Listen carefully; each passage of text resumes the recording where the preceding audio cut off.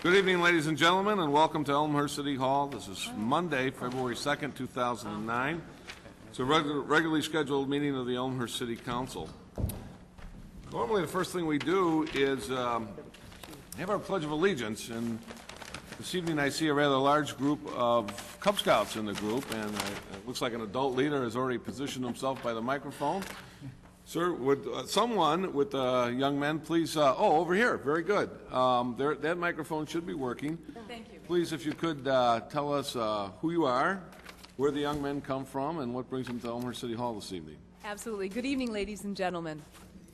Tonight we'll be led in the Pledge of Allegiance by the second grade Cub Scouts from Den 3, Pack 15, Jefferson School.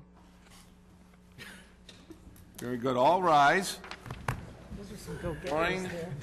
Alexander Boschkoff. I'd like to introduce the Scouts. Alexander Boschkoff, Joseph Black, Nathan Tufty, Will Dietz, Zachary Berenstein, Alex Gianeski, Liam Warren, and Will Phillips. Hey, Dave, have him turn around. Great looking bunch of guys. Guys, you want to face the flag for now, and then we'll turn back for the picture in a second. Face the flags right here, okay? Here we go. And you guys start us off. Pledge allegiance to the flag of the United States of America and to the republic for which it stands, one nation, under God, indivisible, with liberty and justice for all.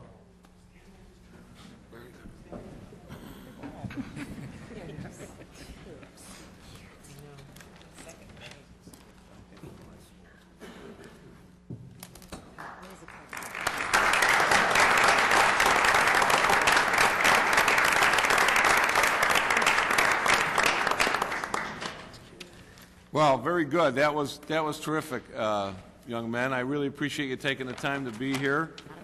Den 3, Pack 15, you made yourself proud. I tell you, as I said earlier tonight to one of your parents, I've been doing this a long time, but this is one of the things I still really enjoy. It really, really is a terrific thing to see these young men come out this evening and participate in democracy, watch a real city council meeting for a while. You don't have to stay here till we're done. You never know. So I know these guys got to get home and get on to their homework and that kind of stuff. So feel free to leave at any time. But boy, it's been a real pleasure having you here, and thank you very much. So with that, I'd ask our clerk to please call the roll, establish a quorum. Regan. Here. Gutenkopf. Here. Leader. Here. Shea. Here. Graham. Here. Rose. Here. Gow. Here. Hipskin. Here. Moriarty. Here. Nybo. Here. Sapaniak. Here. Morley. Here. Plumnicki. Here. Mulliner. Absent. We have 13 present, 1 absent. Okay, very good. 13 present, 1 absent. We do have a quorum. When we have an absentee, we make no effort here to explain it to the folks in the community or in the chamber.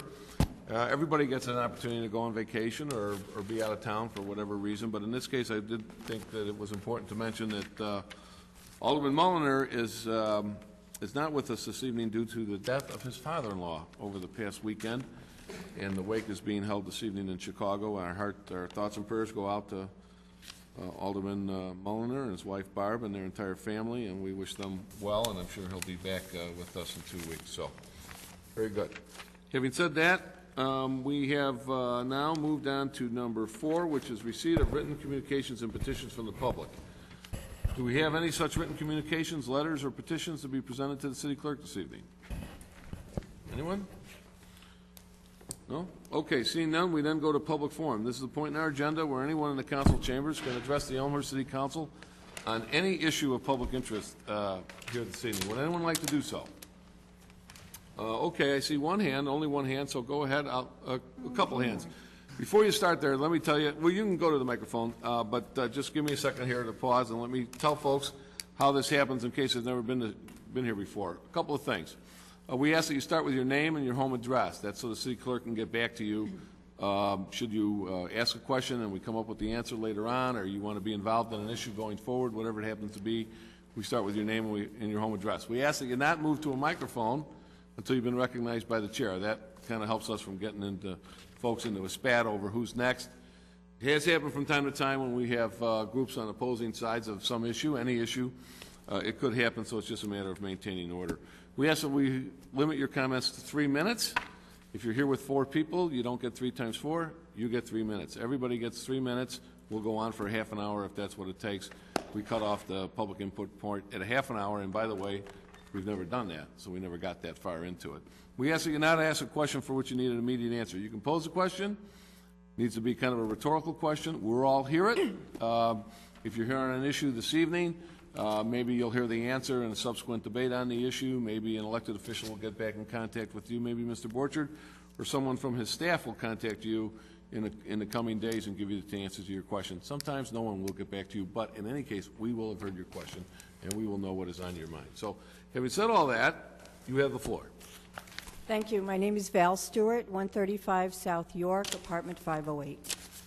Mayor Marcucci, members of the City Council, and staff, thank you for the opportunity to make a few remarks tonight about the Elmhurst Heritage Foundation, which you know is the advocacy and fundraising organization in support of the Elmhurst Historical Museum and Churchville Schoolhouse. The Elmhurst Heritage Foundation was formed a little more than a year ago by the merger of the City Historical Commission and the original Elmhurst Historical Foundation. Our new board is now nearly complete with 20 dedicated members representing a cross-section of the community. We have incorporated, written bylaws, recruited new members, held a gala fundraiser attended by 400 supporters, and set up subcommittees that are now ready to get to work to communicate the museum's mission to the community. In the coming year, we hope to expand our outreach and public relations efforts so that more local families and out-of-town visitors will visit the museum on a regular basis. One example is our increased presence this past year in local and regional media. Just last week, the museum received a phone call from a gentleman in Chicago who had seen a recent story and photo in Chicago Time Out magazine about our Heroes of the Sky exhibit, which just opened. The caller was very excited to read about the exhibit and planned to visit via the Metro train from the city. Great news, because as you know, when visitors come to the museum, there is also a good chance that they will eat in a local restaurant and shop in a local store. Heroes of the Sky is the story of early flight from both a national and regional perspective. Not many know that Elmhurst had a small regional airport from 1923 to 1956.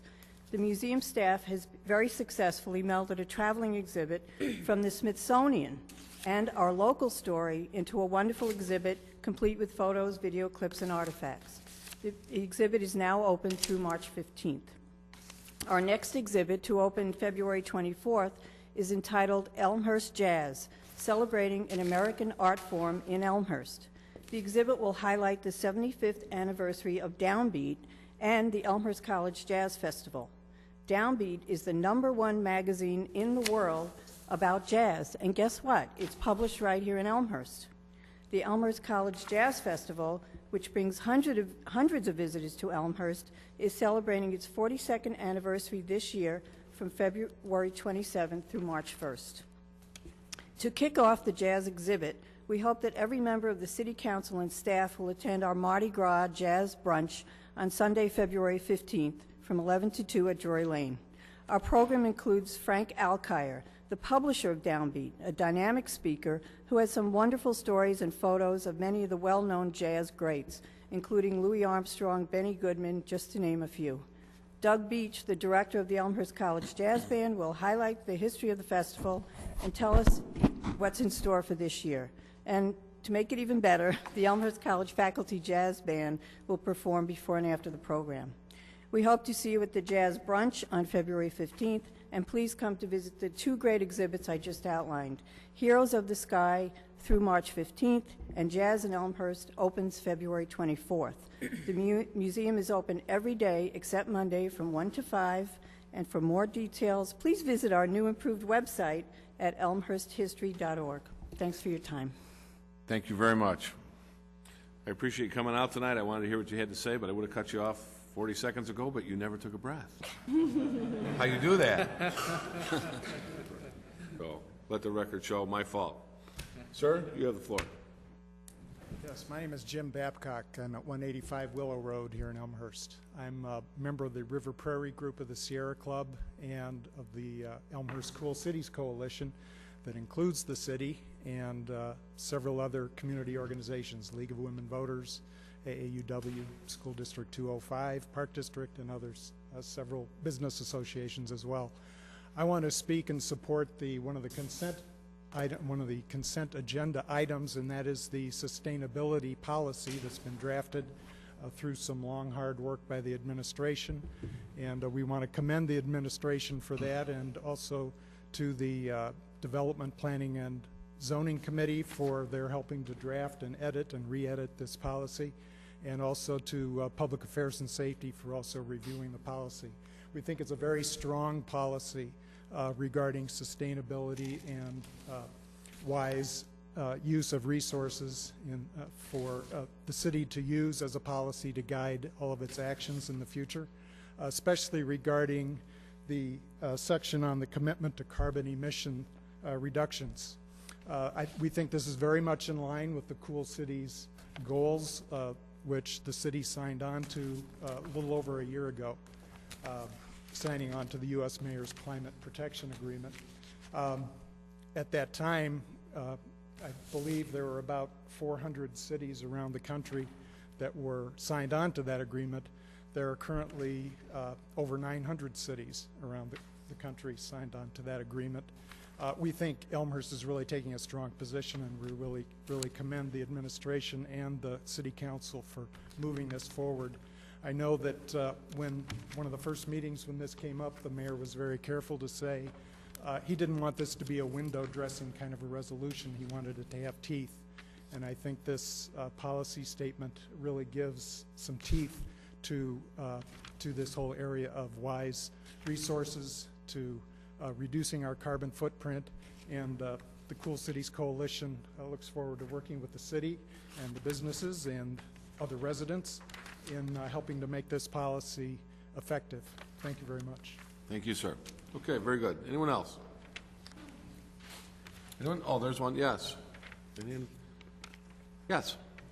Name and address, and you have 3 minutes. My name is Katie Muno. I live at 134 North Larch. Good evening to everybody, and thank you for allowing us this time to speak. I am here with my neighbors as residents of Elmhurst who live on Larch Avenue and would like to voice our thoughts regarding commercial development on the west corner of Larch Avenue and First Street. As you know, last fall there was a plan to install 10 parking spots where the current parkway is at the Hurley Building at Larch and First. We received notice of this project only days before it was set to begin, and as a result, several residents of our block came to speak at the November 3rd City Council meeting to voice our concerns about this project, concerns which included increased traffic, safety for our children, and changing the residential feel of our neighborhood. The following week, we were given the opportunity to speak at the November 10th Public Works meeting, and at that time, this project was tabled for reevaluation until after the first of the year. As of now, we have not yet heard about that project and whether or not it will come to fruition, but we do know that there is an ordinance before you tonight for the purchase of the Hurley property at Larch and First Avenue, and the properties where a Thaw Restaurant and the Thorn Building currently sit on Addison. We also know that there is money in the capital budget for creating more parking downtown, and we are well aware that we live in a prime area to provide more parking for commuters. With this in mind, we are here once again to voice our concern about the potential for putting additional parking at the end of Larch Avenue. We understand that our neighborhood borders on commercial zoning. However, we are still a neighborhood, and we really do want to keep it that way. Construction of a parking area or facility such as a garage or building for other commercial enterprise will surely set Larch Avenue up to be a main thoroughfare to gain access to such a structure. It will also impact traffic on Maple, Elm, and all the streets west from there and on First. This scenario goes straight to the concerns we have with regard to preserving our neighborhoods.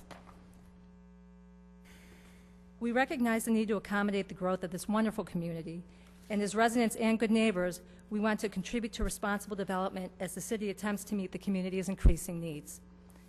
For this reason, we are asking that the city make every possible attempt to include residents of Larch Avenue in the decision-making process as you consider any potential development at Larch and First. We feel an open process contributes to the spirit of transparency in government and allows residents to have input and a degree of control of what happens in their neighborhoods. It is our hope that the city will embrace our philosophy and reach out to us by providing relevant information about development of Larch and First Avenue in a timely manner. And for this reason, we appear before you again. We appreciate your consideration and look forward to a great working relationship in the future. Great, very good, thank you. Okay, another hand up, please.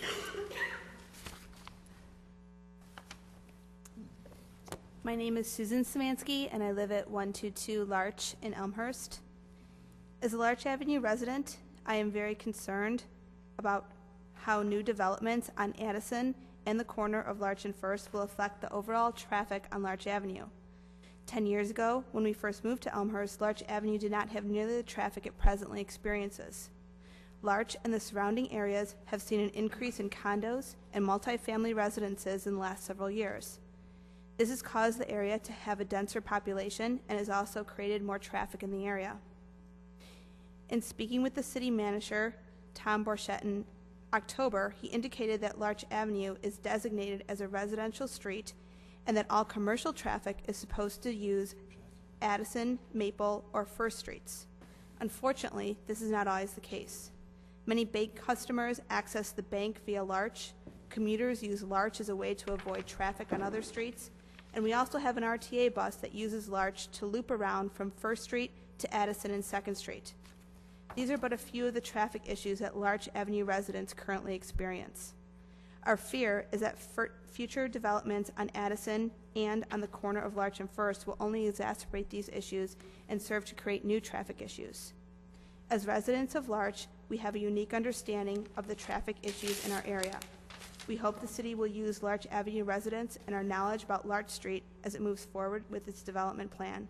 We look forward to working cooperatively with the city of Elmhurst to create a better city for everyone. Thank you. Great, thank you. Anyone else? No? Okay, we'll return to the dais then, and as always, I thank you all very much for coming out and letting us know what is on your mind. We heard of several different issues this evening. That's the way that's supposed to go. You know what's going on in your neighborhood and things that are important, issues that are important to you, and it's important that we have an opportunity to hear what's on your mind and to take it into consideration as we go forward. So as always, I thank you for coming out on this very cold winter, early February night, and when you probably rather be home, and letting us know what is on your mind. So, very good. We then move on to the consent agenda, which is item 6 this evening. I need a motion to accept the contents of the consent agenda. Alderman Regan moves, Alderman Gow seconds. Does anybody have any items they'd like to remove this evening? Alderman Rose. Items M and N. M and N. Okay. And Mr. Sapaniak, you have something, sir? K. Okay.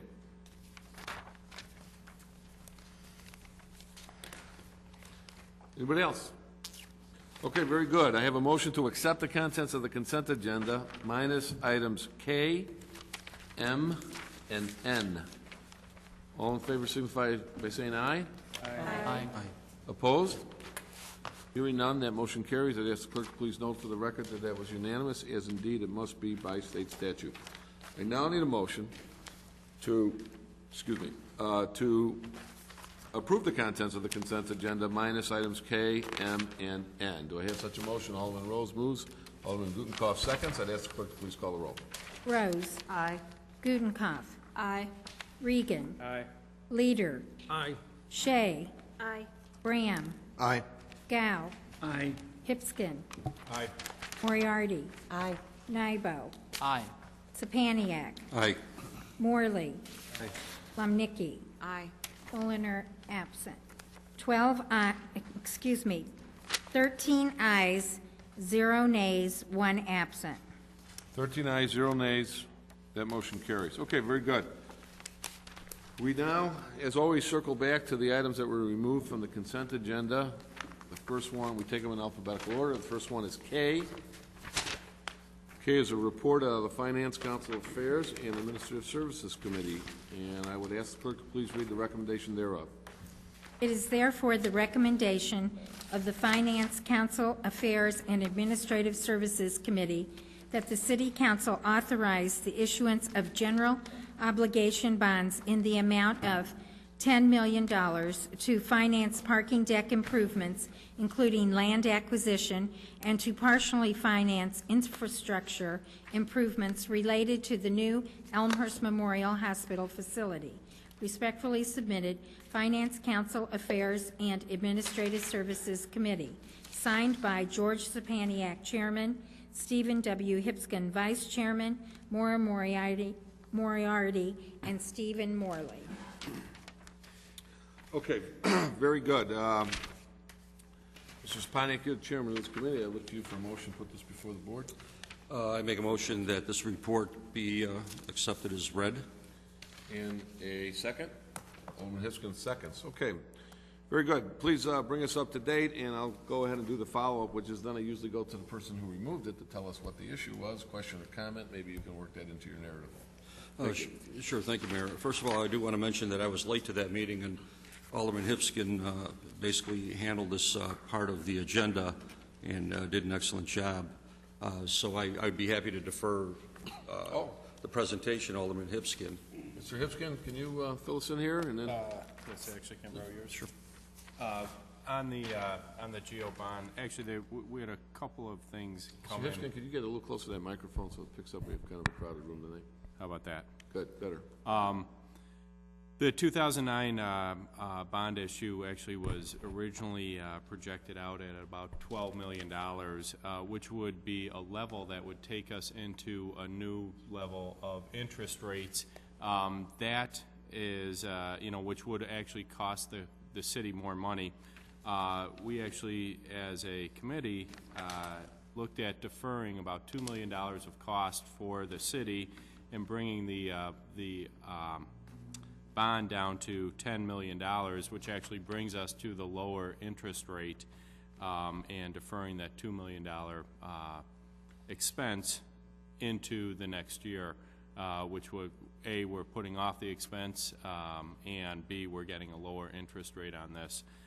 So that was how we kind of looked at saving the city money in the coming year. Okay, very good. Thank you. Mr. Spaniak, you pulled it. Anything else you wanted to add, or questions, comments? Yes, thank you, Mayor, and thank you, Alderman Hipskin. I do want to say something about this bond. It's $10 million, and $1 million of it is earmarked for Elmhurst Hospital. That was discussed, decided, and so forth, and I support it 100%. $9 million of it is for a project that we're going to be speaking about later as item number 8. And what I was going to originally say was that I would support this, but I would reserve the right to say no on the ordinance. And that is because when I looked at the backup to number 8, there are still so many questions to be left unanswered, so many unanswered questions, I should say, that I feel that I cannot support this $9 million bond, not unless we do receive some answers and some clarifications. Past executive sessions, I think, raised more questions than they answered.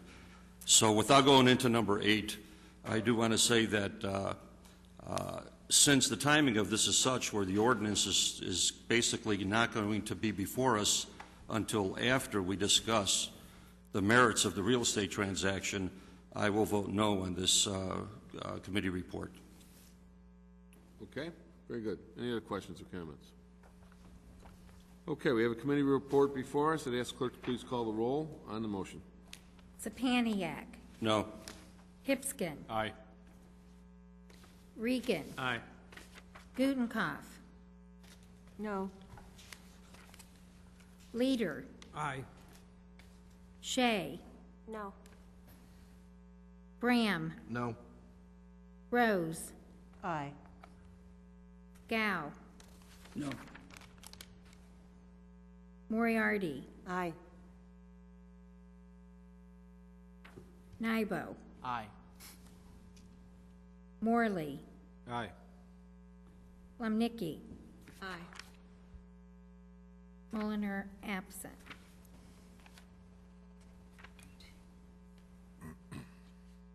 Eight ayes, 5 nays, 1 absent. 8 ayes, 5 nays, motion carries. Okay, very good. We now move to the next item, which was removed from the consent agenda, which I believe was item M. Mr. Michael. This is also a committee report. It's out of the Development Planning and Zoning Committee. And I would ask the clerk to please read the recommendation paragraph thereof. It is therefore the recommendation of the Development Planning and Zoning Committee to allow the city attorney to draft an ordinance to update the current city code as proposed, along with requiring all current Direct Connect subscribers to switch over to the Elmhurst Wireless Radio Alarm Network within 6 months of August 1st, 2009. Respectfully submitted, Development Planning and Zoning Committee, signed by Susan J. Rose, Chairman, and Norman Leader, Vice Chairman, unsigned by Diane Gutenkopf, Alderman, 1st Ward. Okay, very good. Terrific. Alderman Rose, your committee? Yes. I pulled this so that actually I'm sorry, I move acceptance of the recommendation of the report as read. All right, and a second? I need a second. Alderman Leader seconds. Alderman Rose. Thank you. I jumped the gun there. Yeah. I actually just pulled this off so that we can take this back to our committee after further consultation, really with the police chief and the city manager, and it really is our belief that we needed to do a little more comprehensive look with this in relation to the Public Affairs and Safety Committee. A number of issues that have recently come forth are issues that span committees. They always pose particular problems in terms of who gets them first, how we deal with issues that really touch on both committees. We have some time with this one, so I think it was, in further consultation, it really makes some sense that we allow Public Affairs and Safety to look at this issue as well, and then we will issue a report after their review of it. So I really just want to remove this and take this back. Okay, very good. Thank you. So that's just unilateral, right? City attorney, she doesn't need a second, right? Motion was made, so Right. the motion's gonna have to be either amended or another motion made to take it back that's to why I didn't committee. know why I needed If you would ask for it before the motion was Shouldn't have made made. a motion. Right. Sorry. Then it could have gone. Okay, I want to make sure we do this in the right form. So, Can I withdraw my motion? yes, you can. Who's your second? Alderman Leader, he can withdraw his. Now that's dispensed with, correct? Okay, we're cool now. And the chairman can pull it back to her committee unilaterally, correct? Okay, so now we're fine. All right. Thank you. Okay, very good. We now move on to the last item pulled from this evening's agenda. This is also a committee report. This is also out of Development Planning and Zoning Committee, and I ask the clerk to please read the recommendation on the committee report held under 6M.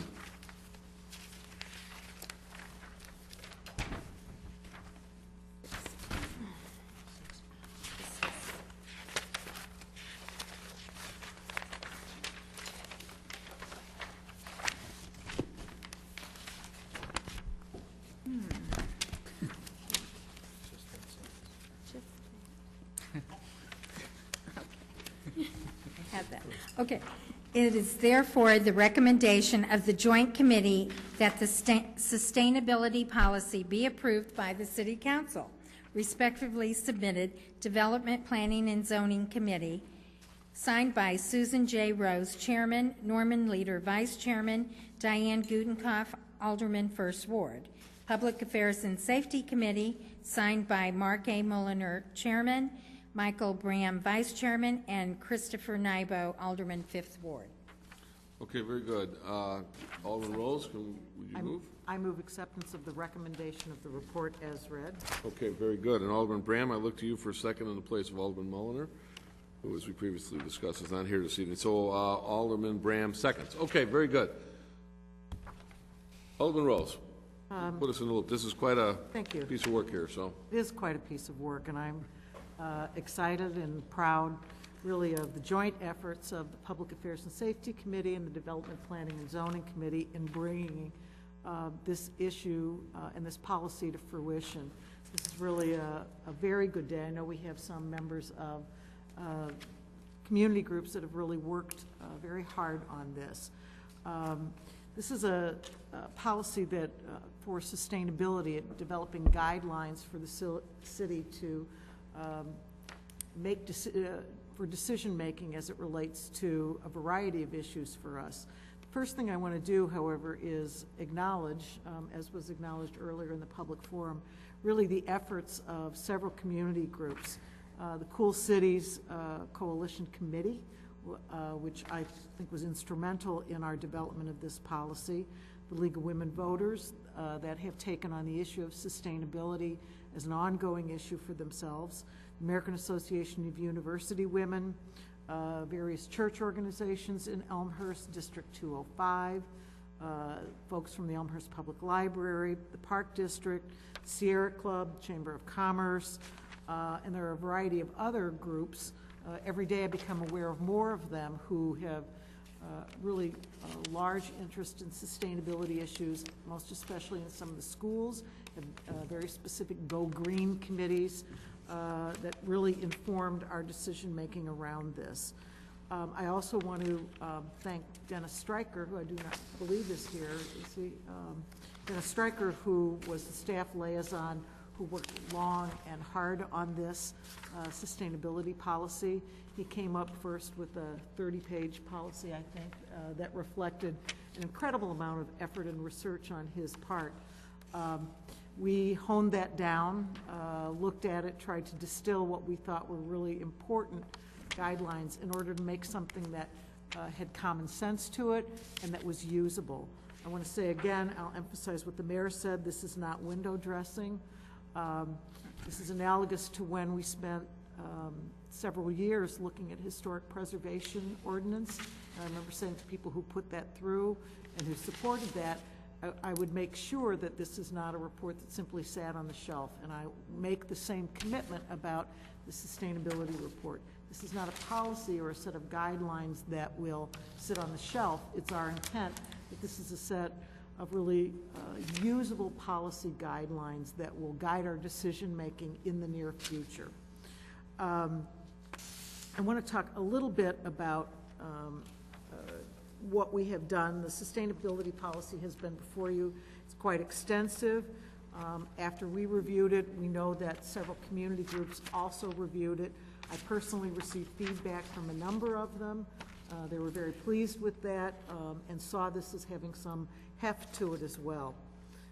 Our purpose in this policy is really to assist city staff as well as the Elmhurst City Council in making decisions as it relates both to environmental issues as well as a broader range of issues, purchasing issues, zoning issues, code development issues, that we want to look towards environmental issues, issues of sustainability as one of the filters that we put our decision-making through. So it's not simply an add-on, but it's something that we use to actually look and guide our decision-making. So this is something that is simply not fluff at this point. The whole point of this, I would call your attention to two pieces of the sustainability policy. The first is the guidelines. And when you look at these look like what my father-in-law used to call mom, home, and apple pie guidelines. How could anybody say no to any of these? I would suggest to you that these are, they are more substantial than that. If it was simply that, everyone would agree to it, we'd all clap ourselves on the back and say, aren't we great people, and move on, and this would be forgotten. I think one of the most important things we want to identify in these particular guidelines is, one, the responsibility of the city from an ongoing perspective to educate ourselves, the city staff, and the community around what are sustainability options, what does it mean, how do people make decisions in this, how are good decisions made. Another key point of this policy is the recognition that Elmhurst is not an island in and of itself. As you fly in overhead from circle around O'Hare, it looks like we're an island of green, but we are not. We are interconnected with county, state, national interests, and as we think about sustainability issues, we have to look at our place in that, and we have to make decisions that relate to that. Third, I think another key issue in this policy is what some people like to call quick wins, which is, that does not make them any less, but that we want to look at those sustainability issues that are most important to the community are ones that we hope to address first. So we don't want to address things first that community doesn't necessarily care about or we don't see as critical. So we intend to take a stab at this, at those things that people consider to be very important. And last, before I do that, is we want to look also, the city is committed, I think this is a key piece, to procurement decisions, to buying decisions that will minimize any negative environmental effects. This is important because this is really, I think, where the general community is. I don't know about you, but a lot of people I know, when they go to the grocery store, they turn it over and they look at that little triangle and they ask themselves, is this container recyclable? They ask themselves about the items that they are purchasing. They're simply saying that we want the city to reflect that same consciousness and ask ourselves, as we purchase large amounts of products for the city, what are the environmental and sustainability issues we need to look at? I think that's an important thing. I get a lot of people who say to us, I'm sure everyone does, gee, the city should start to run itself like a family. We usually hear that at budget time. I think that the city should run itself in some ways like families are doing here more and more in Elmhurst, thinking about recycling, thinking about what they buy, thinking about sustainability, thinking about how they use water. And that reflects some of what we will be doing. The last section of this report I really want to call your attention to are, these are issues that they're really examples of what the city is already doing and what we intend to do. It is our intention as a result of this report that we not just pass this report again and say what great folks we are, but that we revisit it on a regular basis. I would suggest we look at this on a yearly basis. I said over and over to the committee, I think that Elmhurst deserves to be graded and give a report card to the community about how are we doing. Said we were going to do this, how really are we doing with this? This gives some examples of what we intend to do and what we have done. First of all, the city of Elmhurst is committed, earlier spokesperson from the community said, in terms of reducing greenhouse gases. The Cool Cities Initiative committed us to reducing to 7% below the level that we used in 1990. All of you received in your packet the wonderful news that actually we have gone even below that, almost 40% as a result of removing pumps. We intend to do energy audits.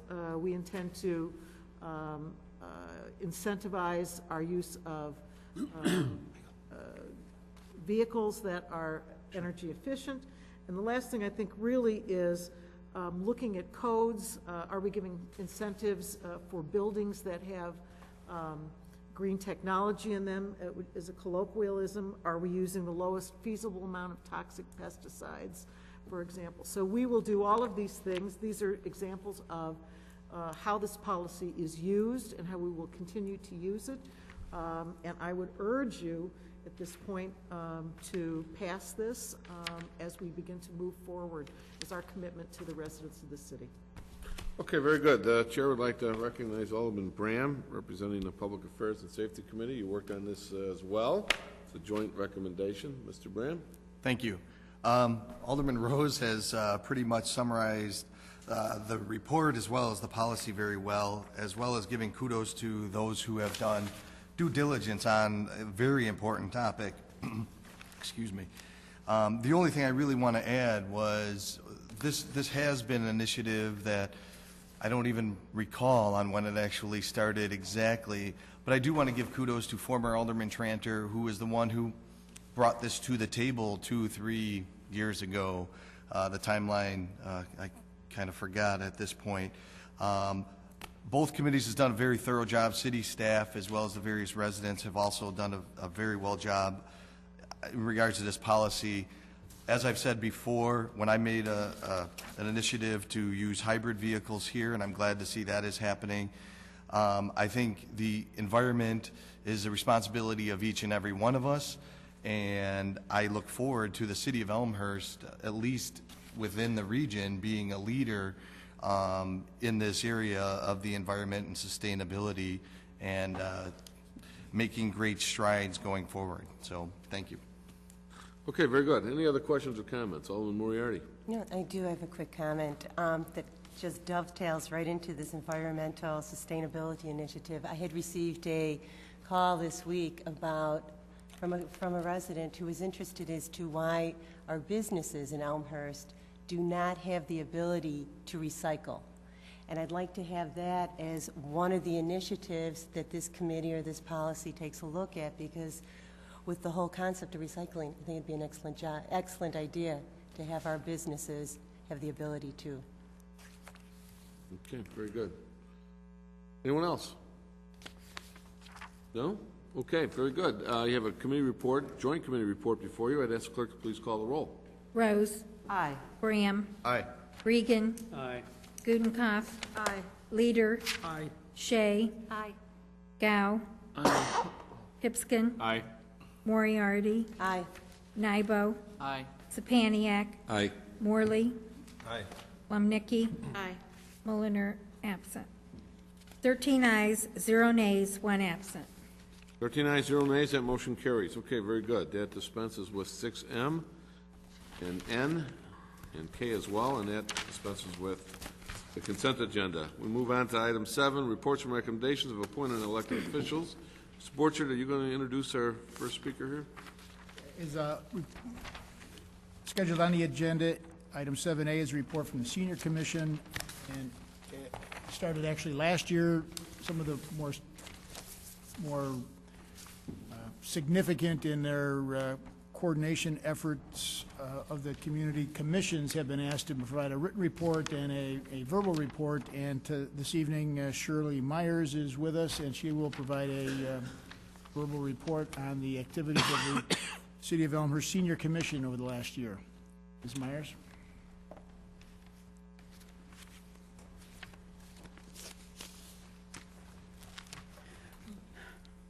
Good evening to everyone on the dais.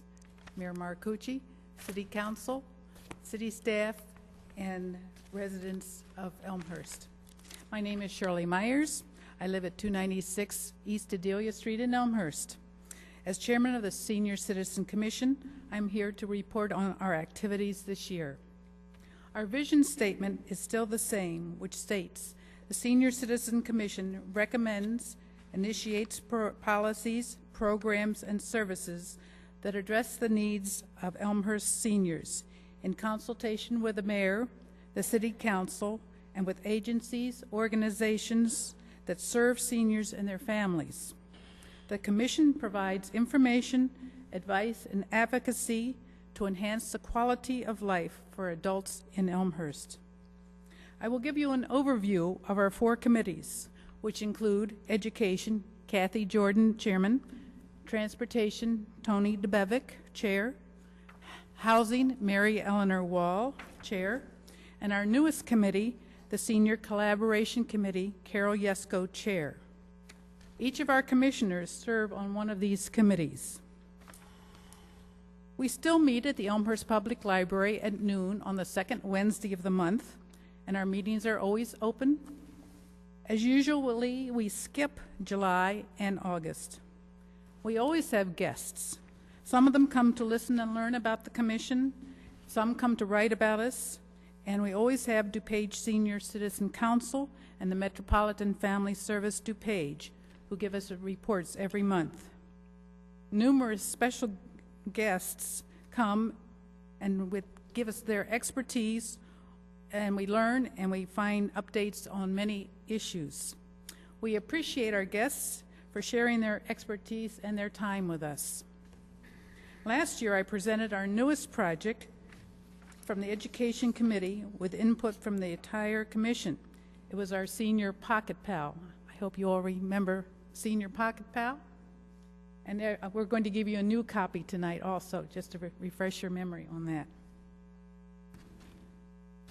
This is a small version of the important organizations and contact numbers so that seniors can carry this, of course, in their pocket or purse. These were sent out to seniors last year with a letter from Mayor Marcucci and myself about this time, exactly last year. The commission has had a wonderful response back from the users of its friendliness, its information included, and especially on the wonderful size of the Pocket Pal. We have been very pleased with this effort. This summer, the popular Pocket Pal will be updated for distribution with a target date of January 2010. And the information will be added to the city computer system for accessibility not only to seniors and resident caregivers, but to anyone who's interested in seeking more information regarding senior programs, services, and activities. The Education Committee continues to use our City Hall chambers for our community conversations, and by using this facility, it highlights City Hall, and it allows residents an opportunity to see City Hall, sometimes for the first time. Reservations are requested for these 10 a.m. programs held and announced ahead of time, and they're held on Saturdays. Community conversations continue to meet the needs of residents. Last spring, the program on hospice had over 300 people attending over 2 session periods. In October, 160 attended the presentation. Had I known I would live this long, I would have taken better care of myself. Presented by the well-known author and humorist Cheryl Kuba. In November, Medicare Part D benefits updates was presented by Dan Cantu from Blue Cross Blue Shield, with another crowd of 160 people. Next month, on March 7th, 2009, Community Conversations will showcase 2 services and programs supported by you, the City Council. There are very important caregivers and senior citizens in our community, and we felt this was important to have these 2 groups. They are DuPage Senior Citizen Council, and they will provide an overview of programs and services that they offer, including home-delivered meals, a home maintenance program, and Senior Chore Day. The second organization is Metropolitan Family Services, and they'll provide an overview of their programs and services they offer, including counseling, consultation, information for older adults and caregivers, support groups for women aged 60 plus, and outreach to isolated and frail elders. We expect this program to have at least 150, maybe 160 residents. We are especially encourage our city council to attend. I have added to the report that I'll give after this another report from Metropolitan Family Service of DuPage. It's too long to include here, but it contains very important information that I think you would really like to see. The Commission receives monthly reports from these 2 groups. We often have questions and suggestions, and we give support to them, of course. We had wanted to promote these various services by increasing the usage that will help our seniors. Our community conversation is a wonderful, helpful way to have these 2 organizations talk to the people in person here in these chambers and to answer their questions, and later for residents to see these programs in their own homes. These 2 organizations are so important to our community. They are the heart and hands that deliver the critical services to us. The next years will bring on even greater needs for their services with less funding and giving to help them survive, to help our seniors in our community. Each year they request funding from the city to help their budgets, and you have helped every year. Thank you very much. It's needed and very much appreciated by you, and it's translated to the citizens of the community. So thank you very much. As you know, the Senior Commission heartily supports the value and the need for their work and presence here in Elmhurst. If they were not here, who would pick up these services?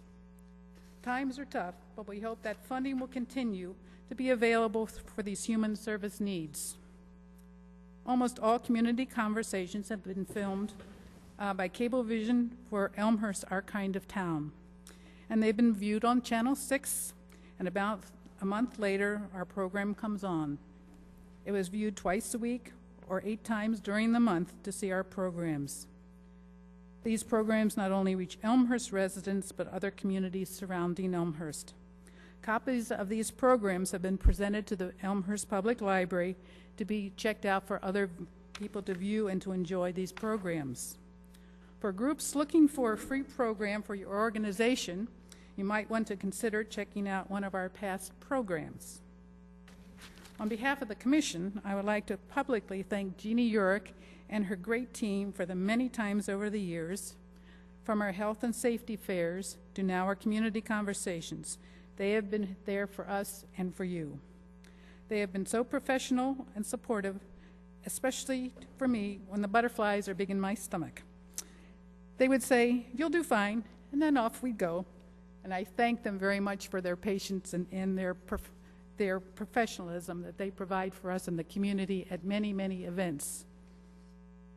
The objective of the second committee, the Transportation Committee, is to keep informed and to disseminate information pertinent to transportation services available for seniors, which include Metro service, PACE, and taxi service. The current taxi program will be replaced by Ride DuPage this year. When all the details are worked out, and the plan is to be, along with our sponsor, the City Clerk's Office, to have a program on community conversations to tell how this program is going to impact and help the citizens in Elmhurst. After the Ride DuPage taxi program is in place, the committee will be periodically checking on its progress. We encourage seniors to report their opinions, both good and any problems arising involving the quality of service and the accessibility of mobility for the physically impaired, and to submit information to the City Clerk's Office. The city needs the feedback to evaluate the service being provided, so your help is needed. The third committee, the Housing Committee, invited Joe Xenopoulos, consultant for Elmhurst Memorial Healthcare, to come to our June 11th, 2008 meeting to talk about and to discuss our interest into what the future use of the hospital site on Bertow Avenue might become. We asked Joe what were some possibilities that his research and suggestions in relationship to trends and future needs. Discussion followed, and ideas suggested were such as a daycare center, a senior center, a community center, senior services, and more. The Commission supports affordable assisted living if feasible. Discussions will be continuing. Mary Eleanor Wall, Bill Von Stein, and I attended the annual meeting and seminar of the Northeastern Illinois Area Agency on Aging in Aurora in April 2008. And detailed reports were given to the Commission, particularly demographic projections, including many more people are living into their 80s. Highlighted were services and community infrastructure changes that will need to be needed to maintain good quality of life. The Commission received a detailed report of the closing of the Knipfer Guest House by Elmhurst, in Elmhurst by the Metropolitan Family Service DuPage due to low usage. The house was built 9 years ago for respite care for seniors. It's been such a special support to our community for respite care. We want to thank them very much for the wonderful, caring service that they have provided. They in this service will be certainly missed. The committee also has had discussions on the effect of the economic slowdown on marketing senior housing, sales of family homes, delays in opening Elmhurst Point and Park Place, and other senior housing opportunities in Elmhurst. The economy is taking its toll on seniors' savings, also a toll for those who want to sell their homes to move into other choices, some which include needing assistance with their health issues. All of these issues and more bring on many worries about their future. Before I report to you about the last committee, I want to mention several other activities, including our continued participation with the Character Counts program, with the Youth and the Youth Commission and the Chamber of Commerce. We support and encourage the Youth and Adult Awards. This program highlights that Elmhurst is a Character Counts town. It's truly amazing and inspiring to see what the youth and adults have been doing to make a difference. We are all responsible at all ages to be good examples for each other and to be accountable for what we do. The Commission has been visible for many years in various parades in partnership with SALT, Seniors and Lawmen Together, through the Elmhurst Police Department. The SALT meetings are for all seniors on the fourth Wednesday of the month at the Elmhurst Police Department. These meetings are always very interesting, informative, and the meetings are complete with coffee and cookies, which are free. Another issue we have learned about and want to support is a Silver Alert program, which is like the Amber Alert program to find missing children. This would be like, only this program would have the alert system for finding missing seniors. There is a bill in the committee in Springfield which is on hold. At our last meeting on January 4th, we invited Renee Tucker Moore to come as our speaker. Renee explained to us about the Senior Aid Program. This program is new and important, and I wanted to spread the word to you and others, especially in these difficult times. The Senior Aid Program is a Title V Department of Labor funded program which provides on-the-job training and employment opportunities for adults over the age of 55 who wish to re-enter the workforce. Senior Aid Program participants are paid minimum wage while they gain marketable job skills working part-time in not-for-profit and public organizations. The program provides a win-win for participants and local communities. Participants help community organizations extend their reach and capacities while developing their own job skills, self-confidence, and a restored sense of self-worth. Renee is looking for organizations to participate in the program as host agencies. For more information and requirements, contact Renee 312-673-3432. This sounds like a very hopeful program. Now, our fourth committee was an ad hoc committee last year. Now the Senior Collaboration Committee stands as a full committee.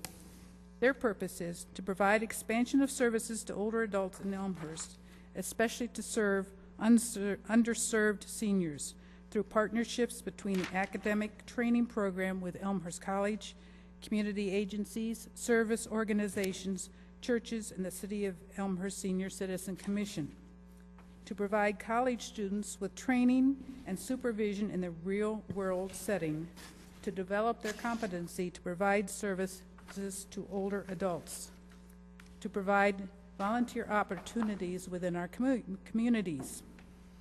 On Thursday, April 30th, the Senior Citizen Collaboration is inviting for the first time the providers of services to seniors to meet and network together. This will be a time to share what each organization provides for seniors. These providers are usually so busy doing their own jobs, they don't have time to explore new possibilities for helping each other, let alone knowing who to contact. This will be an exciting gathering with endless possibilities for working in new ways and with new partnerships which can produce amazing results. This can be a new openness to new visions. Keep posted on the initiatives. I would like to introduce the names of the commissioners, and in alphabetical order. If you're here, wave. The first is Michael Brand. Thank you, Michael. Fran Cole, Jerry Koppel, Diane DeMarco, Tony DeBevics, Jackie Haddad, Chris Hansen, Kathy Jordan, Rita Mulholland, Shirley Myers, Eric Skoutson, Mary Ann Shefchek, Bill Von Stein, Mary Eleanor Wall, Carol Yesko, and Jeff Casera as ex officio with the Elmhurst Police Department. Please let us thank the commissioners for their dedication and service for our Elmhurst seniors. Thank you all.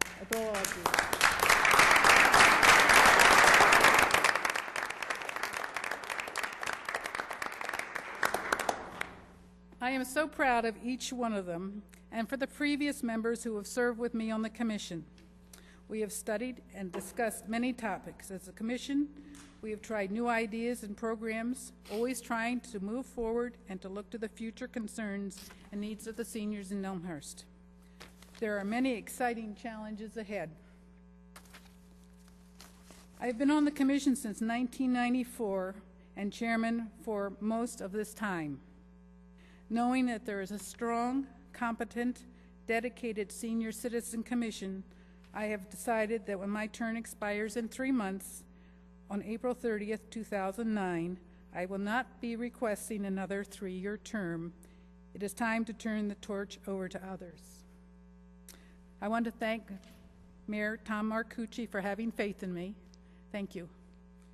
And faith lead me with the commission on this great journey.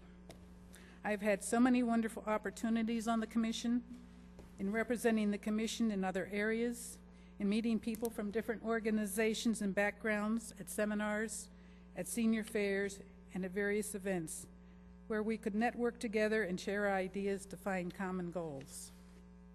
I want to thank Tom Borchert for his input and support over all these years, and to you, the City Council, for your support, ideas, and suggestions. I can't forget to thank Pat and Dorothy from our city office for making my volunteer job run more smoothly. I want to also thank the community for all their support and caring. There is a strong senior citizen commission here in Elmhurst. Get to know your commissioners. They are great people who care about you. Talk to them, express your joys, concerns, wants, needs, and about your visions for the future. I want to thank my husband, Thomas O. Myers, Jr. of Thomas O. Myers Real Estate, where I am head bookkeeper. I thank him for his love and support of me and my many time-consuming volunteer causes and passions over almost 39 years. Yeah. I am also thankful for the love and support of our sons in Elmhurst, Tommy III, Paul and David, along with our 2 daughter-in-laws, Ruth, Tommy's wife, and Nikki, our David's wife, since November 1st. So we have a new daughter-in-law in the family. They also are very supportive.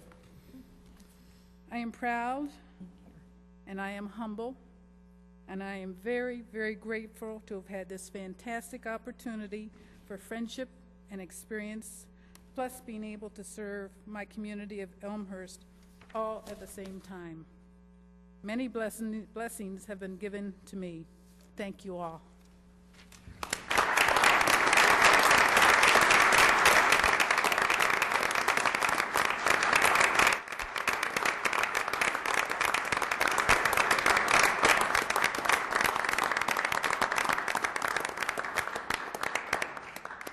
Well, Shirley, you got away from the microphone there before I could ask the council if anybody had any questions. You gave us a lot of information, and we might have a few questions. Alderman Hipskin?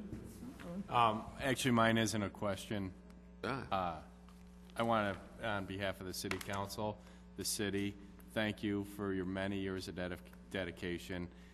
Elmhurst is a great town, and it's not great for one reason. It's great for a lot of different reasons, and you have brought this town together. I've seen it in action, and I think you've done a wonderful job. Very sad to hear that you'll be retiring because there's some big shoes to fill after you're gone, but thank you very much. You've really done a great job. Well, we have a great group to carry on, so I have confidence. I'm sure you've put a terrific group behind you to keep it going. So, but thank you very much. You're very welcome. You've done a fantastic job. Thank you. My Very good. Anyone else? Any other questions? Yes, sir. Mr. Brand? Actually, not a question. Before some of the commissioners leave, I did get a status update on Ride DuPage, so I wanted to make sure that we do put this out there in the public as well as the commissioners here before next week.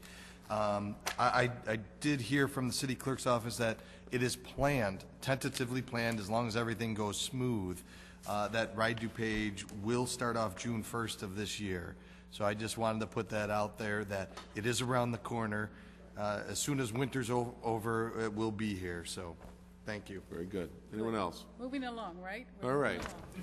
Well, Shirley, on behalf of the, Alderman Hipskin kind of stepped on my words there a little bit. I oftentimes speak for the Elmhurst City Council myself, and I guess this is what happens when I'm down to the last 90 days, you know.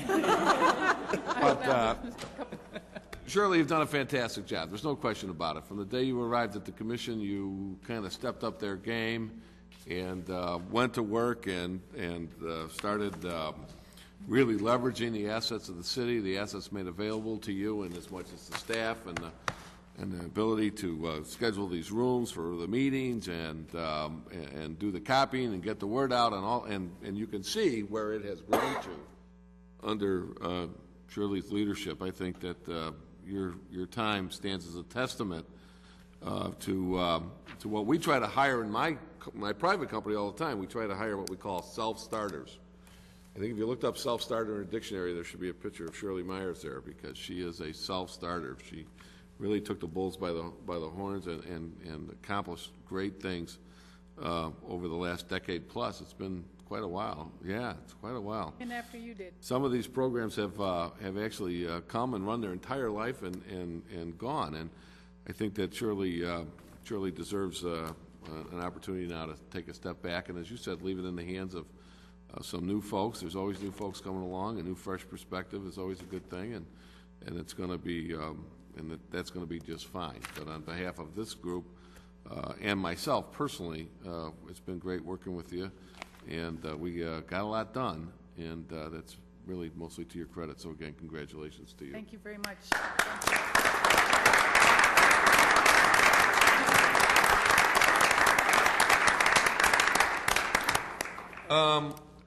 Any reports, recommendations on the dais? Anyone? Yes? No? Okay. Mine? Yes? Can I ask a question? Well, I'll wait till other business. Other business. Okay. I will kind of take off on some of the things that Shirley talked about, and Alderman Bram. Ride DuPage has now got a schedule for rollout. I believe this is going to be a tremendous program. Shirley said we're going to be listening very closely to the seniors to see what their feedback is, particularly on accessibility, which is something that I'm very interested in. As far as I'm concerned, the real reason for Elmhurst entering the Ride DuPage program is that it is above and beyond any other demand access program, DAP they call those, a demand access program, where you call a number and a taxi cab comes and takes you where you want to go. But that's the problem. It's a taxi cab. With Ride DuPage, you have the ability to access true mobility for impaired individuals, folks in wheelchairs being the great example of that, but other folks have other reasons why they don't have a lot of mobility. Maybe they're asthmatic. Maybe they have phlebitis, which is a disease of circulation. Who knows? Whatever. It's none of our business. But if you have an impairment and you're certified as being impaired, you are now going to have access to this really wonderful program that is going to be able to get you around our community and around our county, and even in some cases outside of our county, as the case may require. And so it's a great expansion of services, and it's something that I had argued for a long time, and for various reasons it took a long time to get it done. But of course, as soon as Shirley got involved in it, it got done in relatively quick order. So again, I thank her for that. I wanted to report to the community that last week I heard from, I was at a Pace bus event, and Rich Pellegrino was there. Now, Rich Pellegrino is a former mayor of Indian Head Park and is currently the executive director of the West Cook Municipal Council of Governments, and was thanking me, went out of his way to thank me, and I wanted to share this with you, the Elmhurst City Council, because he's really thanking you for your willingness to step up and endorse to pass that resolution that we passed now out, whatever it was, 8-10 weeks ago, concerning the Canadian National Railway acquisition. It's interesting that our COG, the DuPage Mayors and Managers Conference, it's interesting but not surprising that they did not take a position along with us in favor of this purchase. Of note, of immediate note, is that they did not take a position against the purchase of that railroad by the Canadian National. They have and I think a reasonable and well thought out policy that if there are municipalities in the county who feel strongly on divergent sides of an issue, then they do not take a position on it. That's appropriate. they don't need to get in the middle of those kinds of squabbles. But for us, what was in it for us is that to the degree that trains, freight traffic has the ability to bypass the Chicago metropolitan area, particularly the city, Chicago, then those trains will not be getting into the snarl, the Gordian knot that is freight traffic inside the city of Chicago, and will have no need to go into or out of the city of Chicago. And so theoretically, and it remains to be seen, but I believe that there will be a reduction of freight traffic through Elmhurst as that line starts to gear up. I thought that gear up was out 1 or 2 years.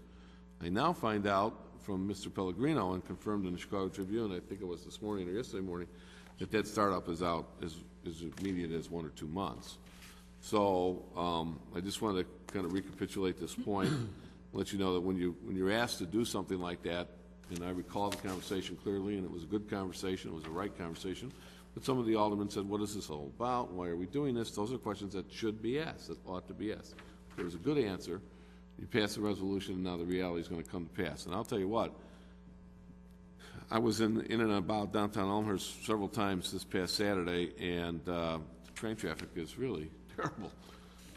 Even though we have an underpass, so we get that relief, you know, those trains come in and they stop, Mr. Borchard, those trains are stopping again, and they shouldn't be stopping when they got some reason, like a man is down in the yard and they have to stop, that's fine, but I think they're jumping out of those trains and throwing switches again, because I think that's what I see. When that train slows to a stop, it stops for about 4 minutes or so, and then it takes off again, and that really should not be happening. So we're going to continue to keep an eye on that. Mr. Borchard, anything else you wanted to add on the reports and recommendations? My thanks to Shirley Myers and the Senior Commission, but no report. Okay, very good. All right, we then move on to item 8 on this evening's agenda, which is ordinances. We have one this evening. It is O-03-2009. I'd ask the clerk to please read the title, and then I'll get a motion. An ordinance approving a real estate purchase and sale agreement and a term sheet for the acquisition and redevelopment of real estate within the downtown TIF district, Hurley, Thorne, and Athar parcels. Okay, very good. I need a motion to put this before the council. Mr. Regan moves, and a second. Alderman Rose seconds. Anybody care to start off our discussion on this? Maybe Mr. Borchard, could you kind of tee it up for us? Nobody's jumping up here, so I'd be glad to. Tell us kind of generally what this is all about. I'd be glad to. This is the result of a nearly 6 months of work behind the scenes between DevCom, a real estate investor and real estate developer, and the city staff and the city council in executive sessions while the plans were reviewed tentatively and the needs of the city of Elmhurst relative to ongoing central business district revitalization reviewed and discussed. The comprehensive plan of the city and of the central business district reviewed and evaluated, and then the opportunities for development to a higher and better use on a number of parcels within the city of Elmhurst identified. The significant need for short-term shopper parking and long-term all-day commuter parking and all-day city of Elmhurst parking identified.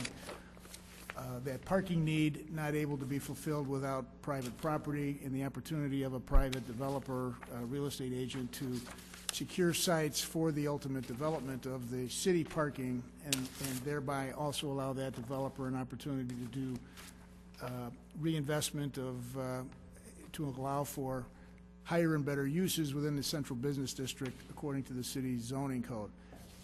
The Ordinance 03-2009 provides for the city commitment and support to DevCom Realty, for DevCom Realty to proceed with their work.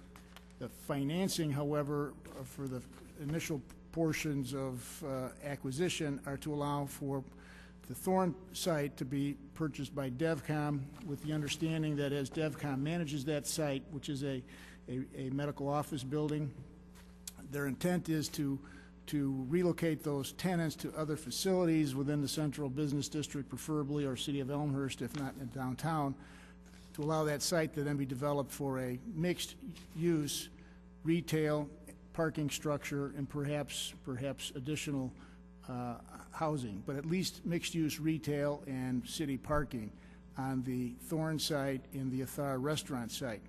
Yet to be determined the timing for the vacation of the medical office Thorn site and the Athar site. That's up to the DevCom team to manage that. In the meantime, the DevCom group will pay the city of Elmhurst an interest rate back to the city in return for the city providing the capital for the site acquisition. Ultimately, that city acquisition turns into the asset of a location for the city to construct, again, that much-needed parking facility. Around the perimeter of that site would be retail sites managed, built and managed and operated by DevCom. The Hurley site is some folks earlier in the public forum portion of the meeting were aware of the Hurley site and of the potential acquisition by DevCom of that site for the purposes of selling that site to the city of Elmhurst, for the city of Elmhurst then to construct a multi-level parking structure. That site would be not a mixed-use site, but a single-use project. That single use being city-owned, operated, maintained parking. We anticipate there'd be some short-term parking, but more predominantly all-day parking for Elmhurst residents and other folks from the suburbs that would wish to use the train, and then Elmhurst Central Business District employees that need an all-day place to park. We would commit certainly to work with the folks on Larch Avenue in a very early time frame to hear their concerns, hear their expectations, and then attempt to find a win-win ultimate development for the parking structure to be built in a fashion that would reinforce the commercial neighborhood but protect the residential neighborhood. I know that the City Council has considered cul-de-sacs as a possible solution to problems of traffic moving into across a zoning line and into an adjacent neighborhood. There's pluses and minuses with cul-de-sacs. From my perspective, this might be the classic case for a proper use of a cul-de-sac. Certainly that wouldn't come without input from the community and certainly without approval of the City Council, but it would be a city staff commitment to work with the neighborhood and work with the developer to find a win-win on how that parking structure could be developed in a fashion compatible with the neighborhood. So that's a summary of what is provided with the ordinance. It provides an actual real estate contract for the Hurley site and then a commitment to come forward with a development agreement for the Thorn site and the Athar site, which would tentatively be brought back to the City Council should you approve the Ordinance 03-2009 at the City Council meeting in 2 weeks, 2 weeks and a day, Tuesday after the holiday. Okay, very good. Questions, comments, observations? Alderman Shea. Yes, thank you, Mr. Mayor. This project on Addison, it's really going to enhance it. It's a nice project, but I do have some questions. On the commitment and term sheet, 5C,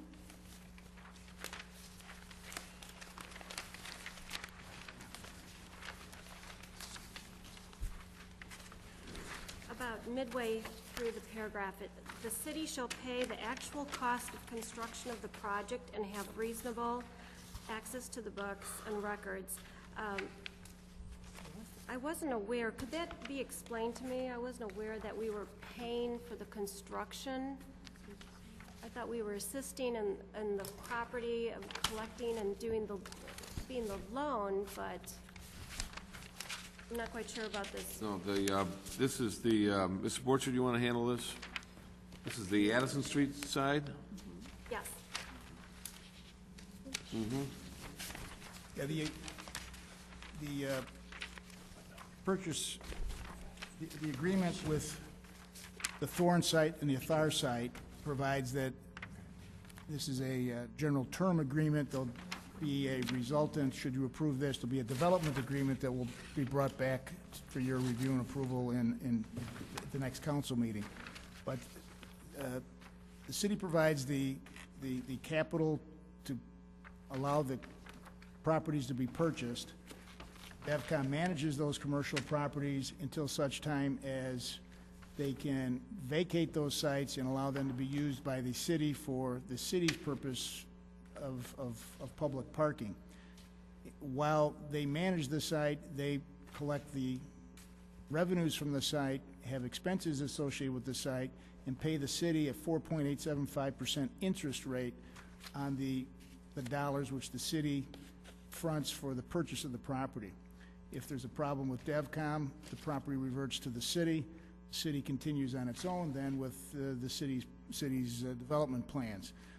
Should things continue in a fashion acceptable to DevCom and the city, when the property is vacated and is allowed to be developed, the DevCom agreement provides that the DevCom design construction management firm would be used for the design and then for the construction of a parking facility, and in this case, the retail component as well, with the city having oversight, review, and approval authority.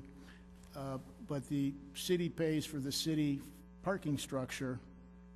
The DevCon group would pay for the build-out of the retail portions that would be used for the commercial development. The city pays for the city public parking lot in both cases, on Addison and on Larch. Just follow up on that. But then it says if they're paying for the retail part of it, then why does it say farther down on E that, let's see, if at the time of substantial completion of the project, the developer has not obtained lease commitments for the retail space sufficient so that the commercial loan for the purchase price would be available, then the city will provide a mortgage loan to developer upon terms that are commercially reasonable and agreed by the parties. It sounds like we're building it. It sounds like we're paying for the retail being built also if we're going to have to give them a loan to purchase it if they can't get one from the bank. Sporcher? The city pays for the construction, and when the private side is ready to fill it, they will fill it and then they will pay for it. But until they can fill it, it'll be residing with the city, and the city pays for it, city owns it, city controls it. There's a commitment that the commercial side will take it from the city, more of a open box. There's going to be a structure that'll hold up the parking structure, and the outside edge of that would be the outside edge of the retail.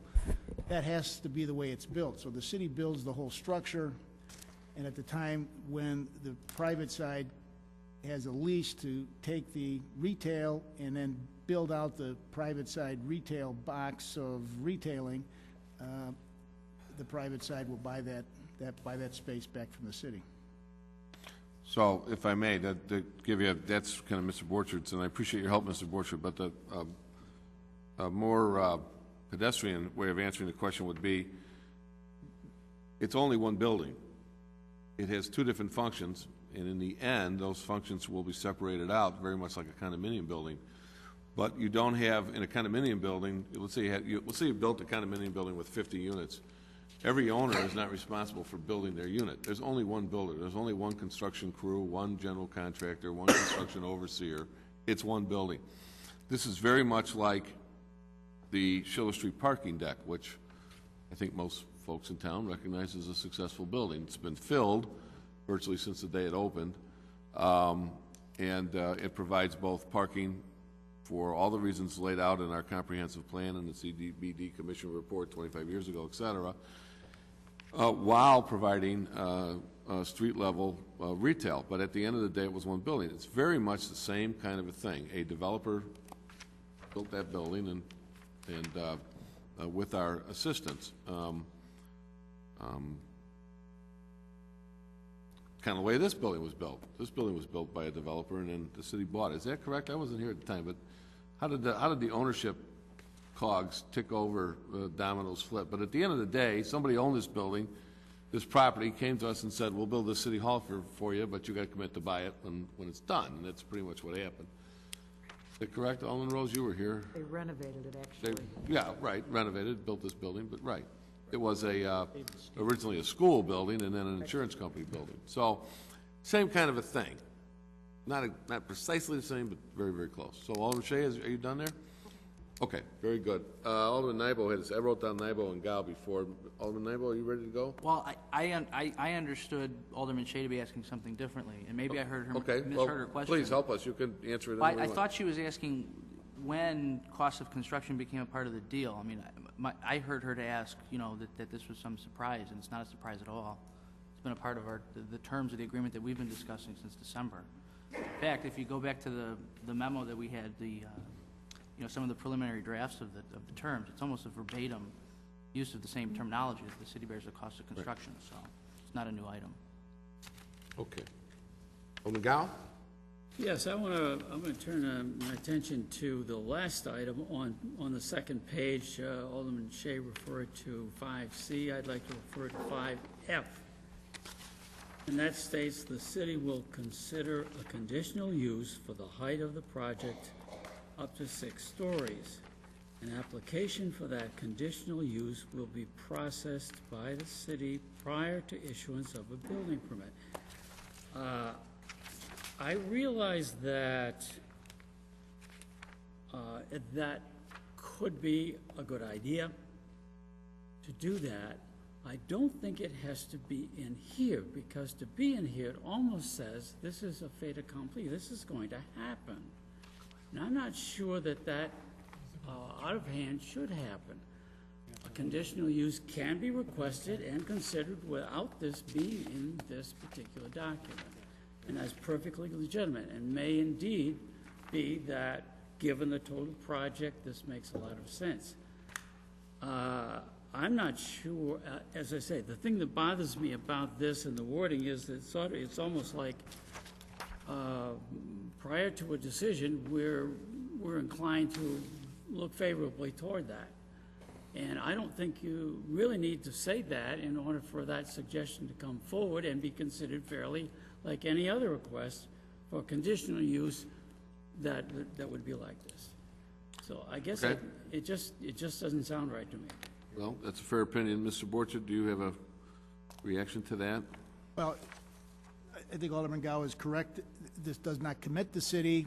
The developer has expressed, I think, consistently that they would wish to consider what a proper height would be. I'm convinced the developer doesn't know what a proper height would be from the developer perspective at this point, but wanted to make sure that he would have the right to. This doesn't suggest that the city's going to say yes, and it simply says that the city will process a request. I have Mr. Brandt first, and then Mr. Spiniak. Yes, thank you. I actually want to go back to Alderman Shea's point. And I'm not in concurrence that this is what was presented previously.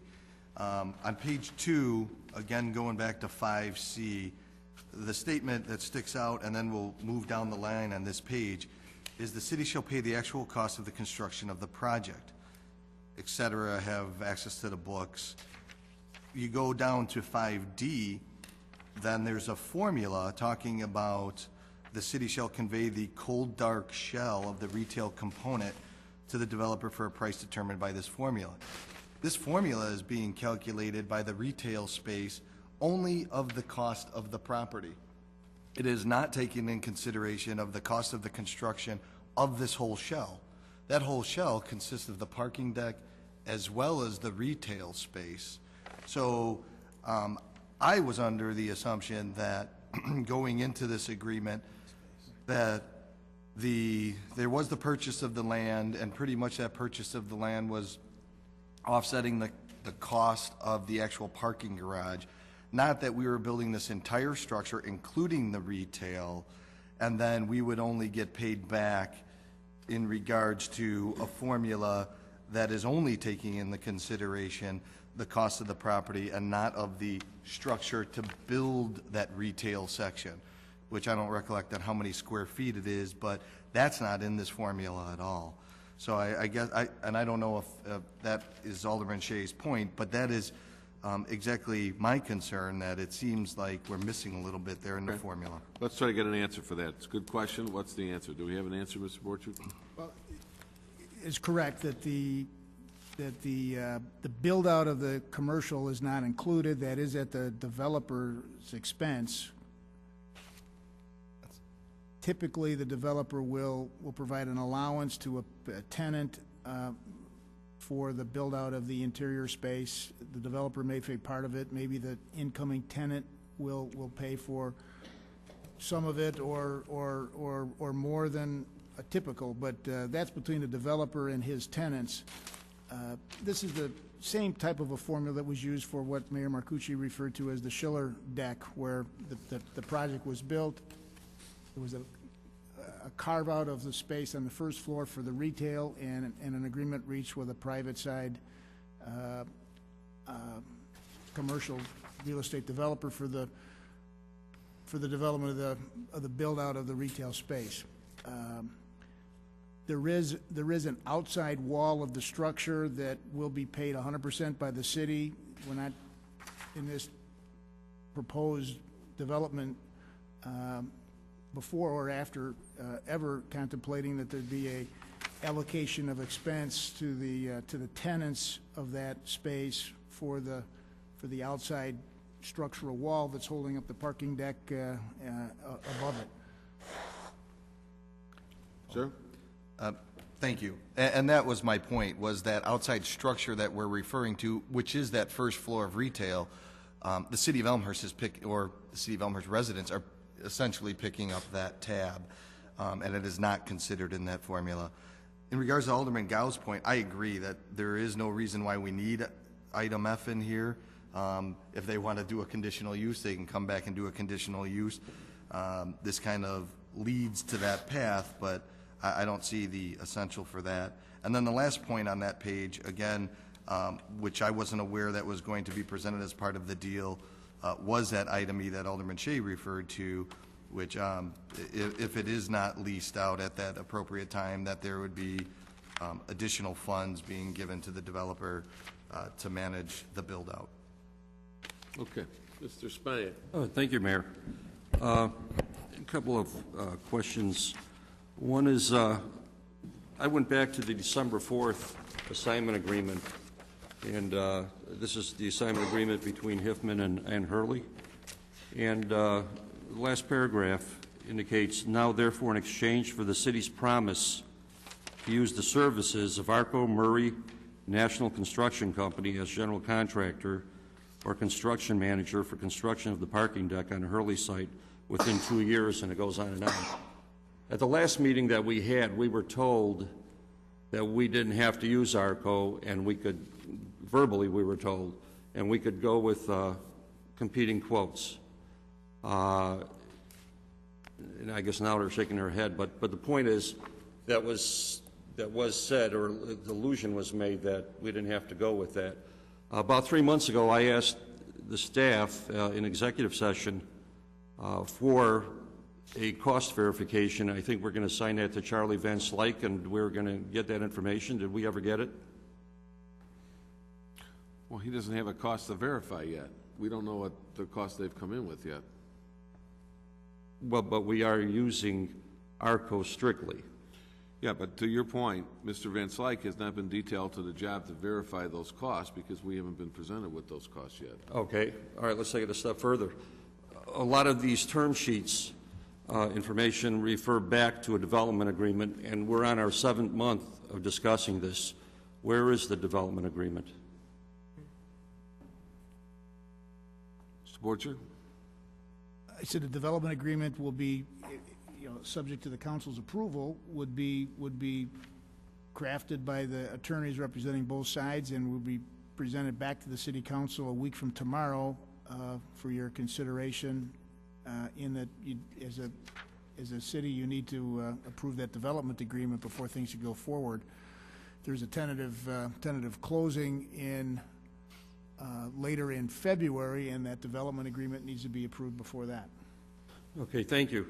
See, I have a problem with this deal because we are being dictated to use ARCO, so we're going already down that slippery slope of a no-bid deal again. We've done it before, and now we're doing it again. And also I understand, and correct me if I'm wrong, that one of the principals of ARCO is also a partner in this real estate deal. So we have to use his company. We're going to pay his costs, and he's a partner, and it's like the fox watching the hen house. How do we get around that? Well, as you said, Mr. Van Slyke, Mr. Borchard, and other professionals at their command will be reviewing these costs going forward. This is a design-build deal. Again, very similar to the way the Schiller parking deck went up, very similar to the way this building was, as Alderman Royce pointed out, not constructed but rehabbed. You enter into a legal contract with a developer. The presumption on their side is that we're acting in good faith. The presumption on our, I don't know, I think when you sit down and sign a contract, you are supposed to presume that the other side is acting in good faith and that they are going to be acting and comporting with all the laws applicable to that deal. So having said that, as we said, if a parking deck is supposed to cost, and I'm just going to make up a number here just to give you the flavor of it, if it's supposed to cost $5 million, and we hear that this one is going to cost us $7.5 million, there's plenty of people out there who can tell us it's the wrong price. And we intend to verify those costs going forward, and we have already identified the individual who's been working with and for the city for many years, covering us and protecting us and flying wingman for us, and Mr. Van Slyke and professional services that he can bring to the table, and others to make sure that these costs are within line. However, as you pointed out, that's their business. That's why they brought us this deal. They are, at the end of the day, amongst other things, it's a very complex and fancy way for them to go about their business, partially which, almost principally which, is building parking decks and doing downtown redevelopment. So they went out into the greater Chicago area, looked into comprehensive plans, and found a city that has said over and over again, we need a parking deck. They said to themselves, that's what we do, parking decks. So we're going to come and we'll try to identify the property, and we're going to try to, and that's how all of this happened. So, I don't know, in my mind, that settles the issue, but. Okay, let me, if I may, follow up with another question. On the term sheet, page 3, the uses in the retail component of the project may be reasonably restricted by the city for a period of 10 years. Why does it not assertively say that it's limited to sales tax producing businesses? Good question. Mr. Borchard?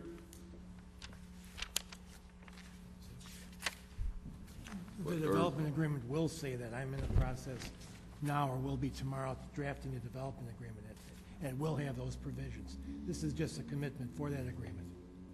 Okay, thank you. And just another follow-up. In the purchase sale agreement, there's a reference to an assignment from the Lincoln Group. So that purchase from the Lincoln Group hasn't happened. We're essentially taking over your assigned rights and dealing with the Lincoln Group?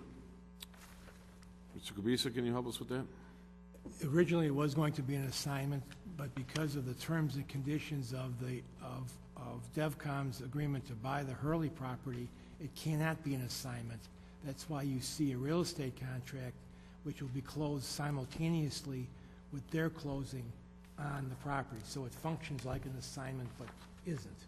Okay, yeah, I thought that there was something there. It's basically the same thing, right? Right. Okay. Okay, and the other comment I have on this project is, and I've said it before about that formula that was referred to earlier. You know, we're not talking about walls and build-outs. We're talking about basically concrete floors and you know, support walls. You know, the way the formula is designed, I'm not so sure I agree with the formula at all. I think that has to be revisited. But having said that, I think we also need to know who the principals are in this deal. and we don't know that. But I still have a problem going back to this no bid quote, because there are other people who build garage decks. We have a couple in town, others have built them, and I still think we should have gone through an RFP process. Thank you. Okay, very good. Mr. Spaniak just stated, and I'm not arguing with you, George, because I hear you, and I'm just trying to make sure that I understand what's going on. They use this term here, cold, dark box, as an attempt to make it clear that we're not going to be putting up the drywall. It's not a vanilla. There's a thing in real estate development having to do with retail that they call a vanilla box, which is basically a finished building with a drop ceiling in already, and the lights, and the door up front, and the bathroom in the back, and that's a vanilla box. And then you go in there and you either put in your little chocolate shop or your tailor shop or whatever it happens to be. My understanding is that this is much less than that, that this is really just the raw space underneath our parking deck, and depending on what they plan to do and build out I'm going to make a statement here. I don't know. I'm asking a question. I shouldn't do this because I don't know the answer. I don't even know if we're going to do the floors yet. That might be a gravel floor or a dirt floor in that cube, or will the floor be done? Does anybody know? Does anybody know? It's not going to be a wood or a tile floor. I think it's going to be what happens with a concrete structure. Well, it will in the end, but when we give the space over, will that floor be done? No. So we're not even giving them a finished cement floor. It'll just be the gravel underneath the deck upstairs, et cetera. So I know they asked. I really kind of had an inkling of that because I remember watching the Schiller deck go up, and for a while, if you remember, the Schiller deck was almost ready to go in terms of a parking deck, and yet below it was pretty much just this cement space, a cement back wall, a cement top, which was really the bottom of the parking deck upstairs, and then on the ground, while there were some foundation footings going back and forth and laterally, et cetera, the spaces in between them were basically gravel at that point, and that's, I think, and I'm dealing on a memory that's 20 years old. I wasn't an elected official yet. I was just walking by the site, so I'm not 100% sure this is right, but I think that's what I remember seeing in there when they got it. So, all right, who would like to be Alderman Gutenkopf? Yeah, thank you, Mr. Mayor. I'm having trouble letting go of 5F about the city considering a conditional use for the height of the project. I agree with Alderman Gowan. I don't believe that it belongs in here, and I'd like to see it removed from this contract. So my suspicion is in order for me to do that, I need to make a motion. So I move to strike this paragraph. Paragraph 5F on page 2 of the development agreement and term sheet for the Addison Street Okay. retail development. Okay, I'll restate your motion as you're moving to strike item 5F on page 2 of the development loan commitment and term sheet. Is there a second? Alderman Moriarty seconds. Discussion on that. You've already stated your case. Well, I think Alderman Gow made a very cogent argument that this is the kind of thing that will come before the city council, and it needs to be evaluated as separately from the agreement to buy the property, that this is essentially a discussion of the potential height of this building, and without even a plan, there's no reason why they can't come before us with a plan for 6-story or 4-story or 7-story building. It doesn't belong in this type of an agreement. I see. Okay. Anyone else? Alderman Morley had his hand up before. I understood what Alderman Gow had stated earlier. I want to make sure I understand what City Manager Borchert said. Make sure I understand why the developer put this in here at all. Although I will point out, it says all we're going to do is consider, so I don't understand what the big debate is. We're just going to consider it. I do think it's kind of relevant. They're kind of telling us what they're going to do. They're going to ask us to consider a 6-story conditional use. But the question I have, and I think Alderman Borchert stated it, let me restate it, my summation of what you said, and tell me if I'm incorrect. We've been talking about this for quite some time. It's my understanding it's going to be one level of retail and up to a four-level parking garage. And it sounds to me like the developer's hedging. They don't know how tall one level of retail and a 4-story parking garage is going to end up being, so they're just throwing in 6, could be 5. It's going to be whatever it needs to be developed. Is that what they're trying to achieve with this, City Manager Borchert? I don't think the developer is hedging. There was not a clear request from the developer yet as to how high would be a proper height, nor frankly from well, the comprehensive plan provides for opportunities within a certain provision of the zoning code to wedding cake back and go taller. So there really hasn't been a clear vetting of what is the proper height for the central core of the Elmhurst Central Business District. The comprehensive plan suggests that the highest height ought to be in the central core of the Elmhurst Central Business District. This block is in that area between York and Addison, from the tracks north to 2nd Street. As you said earlier, this doesn't commit the city. It simply suggests that the city will consider, if the developer asks, will, as a city, consider it. It could stay in, it could come out. I don't think it changes anything. I think the developer wanted to be forthright and say he's thinking about that maybe it would make some sense. He's not expecting a height above the maximum height of the city zoning code, but has suggested that it might be good for the city and for the development and for the central block of the central business district to be one level higher, perhaps. But Alderman Regan has, well, I was going to say Alderman Regan hasn't chimed in yet on this. Almost no one has, because we're on a new point here. We're on the new amendment to the motion. But in any case, Alderman Regan has the floor. Well, I think that this, to me, this is just kind of a simple thing, and yet a good day for Elmhurst. I mean, if you look at this in the big picture, I mean, we sat here a few months ago, and I connected two projects only by vision. We sat here and we talked about the Hahn Street property. Said I took a phone call out there and looked at the future of downtown is over there. Now, what comes of that, we don't know yet. But, you know, this council and councils before have come up with a vision for what's going to happen downtown. We're trying to implement it. You don't have to be Donald Trump to see that, as I've said before, that Addison is an opportunity for development, okay? And this is part of the vision we've had for a while, and now it's starting to come to fruition. We have the opportunity now to pull the trigger on that and get the ball rolling. You know, if you've been in public service for 15 minutes, or you run for public office for 15 minutes, or you've lived in this town for 15 minutes, you know that parking is an issue.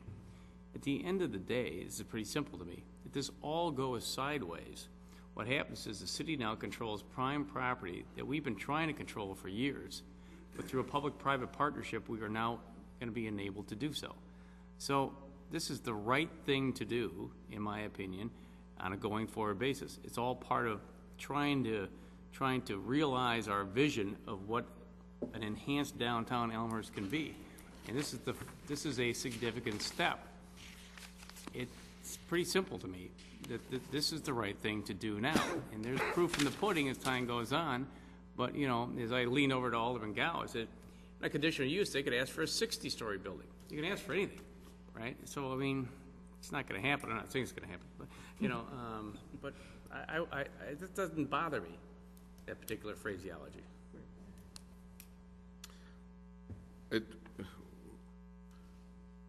Well, I have an opinion about this. I'll keep it to myself. Who hasn't spoken? Alderman Rose yet on this? Well, I understand what, if I do understand what Alderman Gow is saying, I think we don't want to give the sense that we're pre-approving this ahead of time. I mean, I don't think we are. I have been through many conditional use fights about size. I tend to think more parking is better parking. I think this one, if you want to throw it out, but I don't think this is not relevant. I don't think this is nearly as important as the rest of this agreement that we're talking about.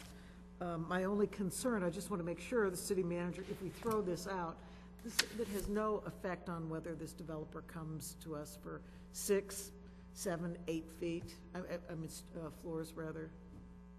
You can come for as much as you want. From my perspective, more parking is better parking. So if somehow we get rid of this notion that we're pre-approving that, it doesn't bother me to throw that out. It would be fine. Okay. Alderman Gow and then Alderman Nybo want to chime in here, sir? Well,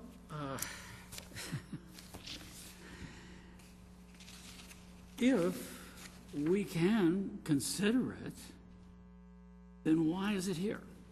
And we can't consider it up to 60, or obviously we're not going to do that. But it is what it's, you know, we don't have that at this point in time. It isn't common in the city at this point in time. So I really don't think you need to say, all that this says, consider a conditional use for the height of project up to 6 stories. Of course we will and can consider that without stating this. An application for that conditional use will be processed by the city prior to the issuance of a building permit. And we just want to ensure you we're going to consider it.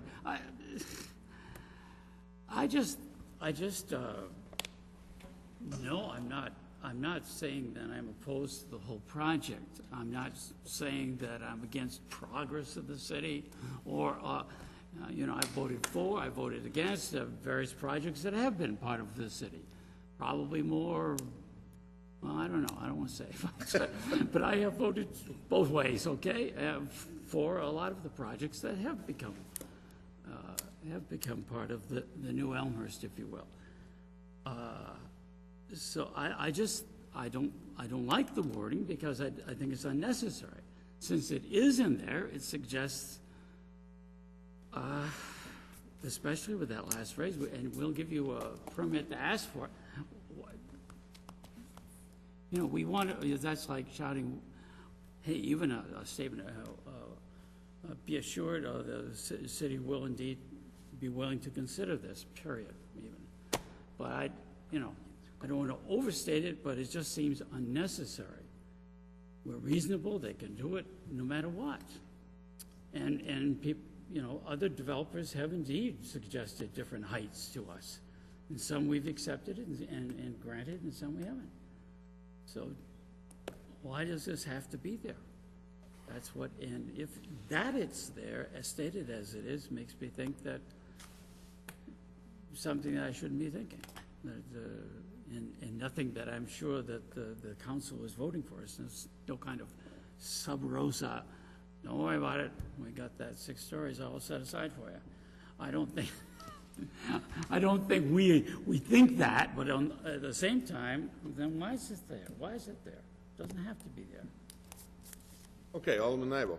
Well, I mean, let's put things in perspective. I mean, we've got an agreement executed by the other party here, first of all, and we're trying to determine whether we want to execute.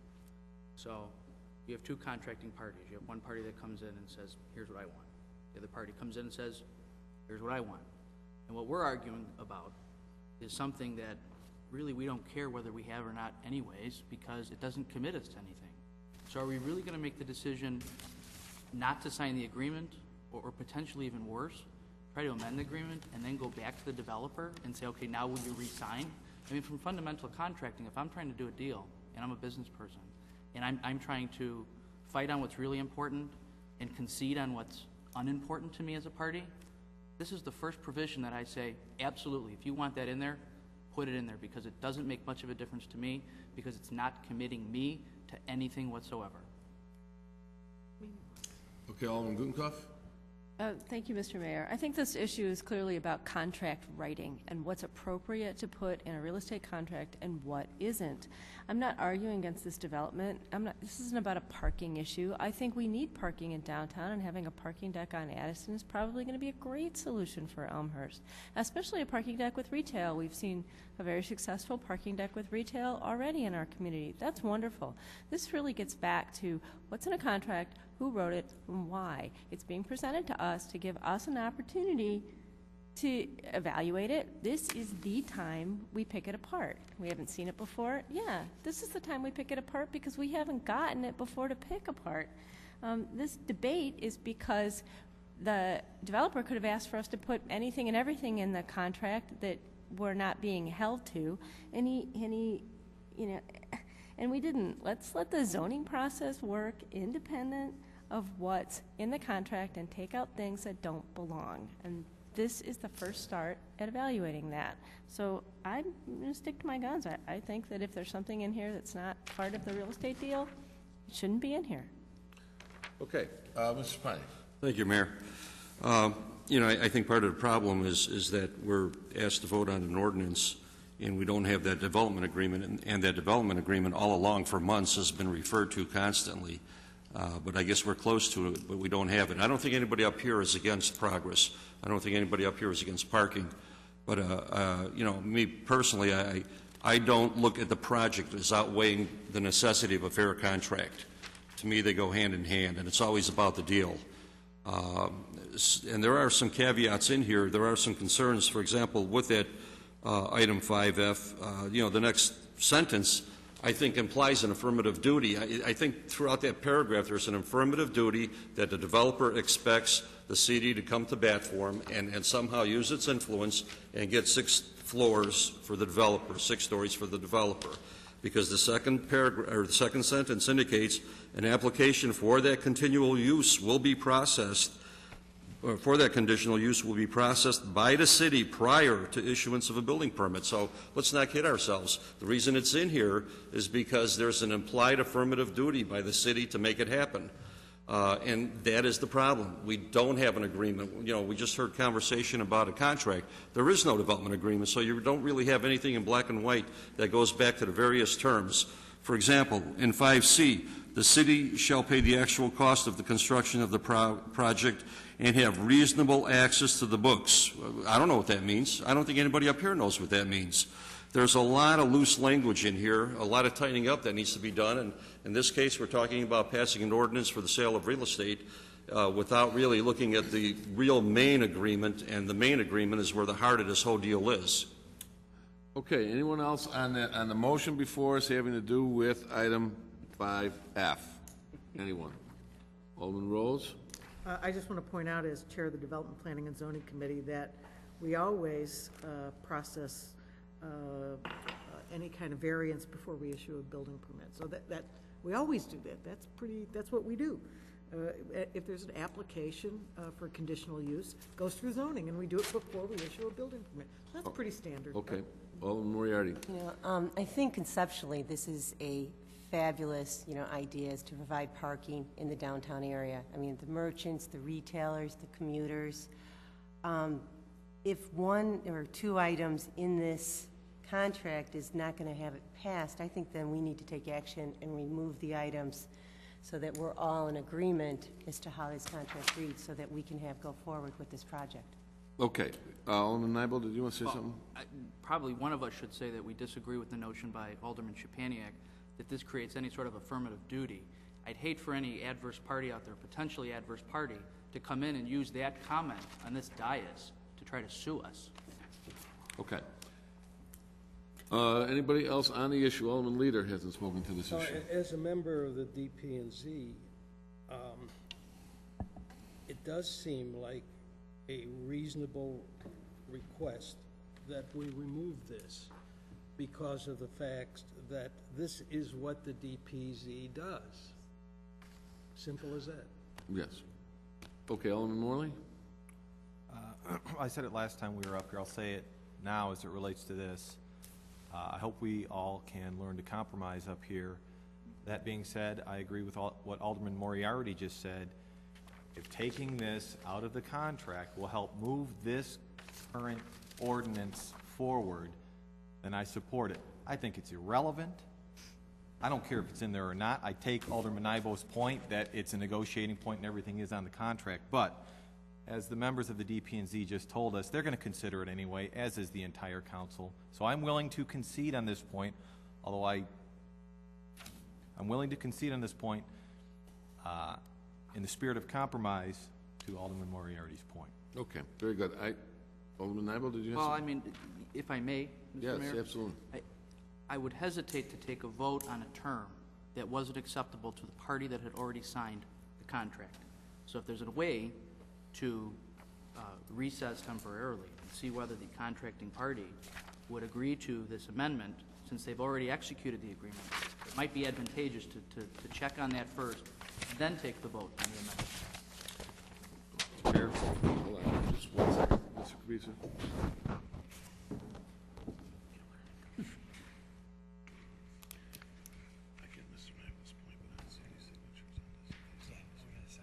Okay, very good. Fine. I don't.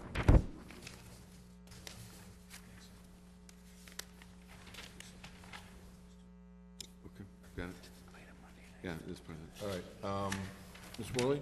I understand what Alderman Nybo said. It was my understanding from City Manager Borchert earlier that this would still be acceptable. That was my understanding. That's Mr. Borchert's opinion. But, hey, we can. all right, I understand Mr. Nibel's point. Let me do this.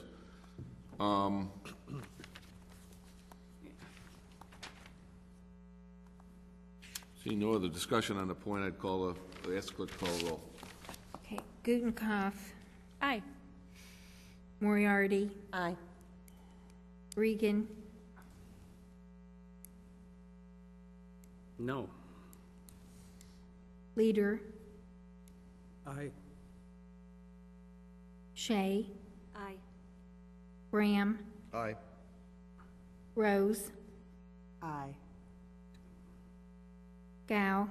Aye. Hipskin. Hipskin absent.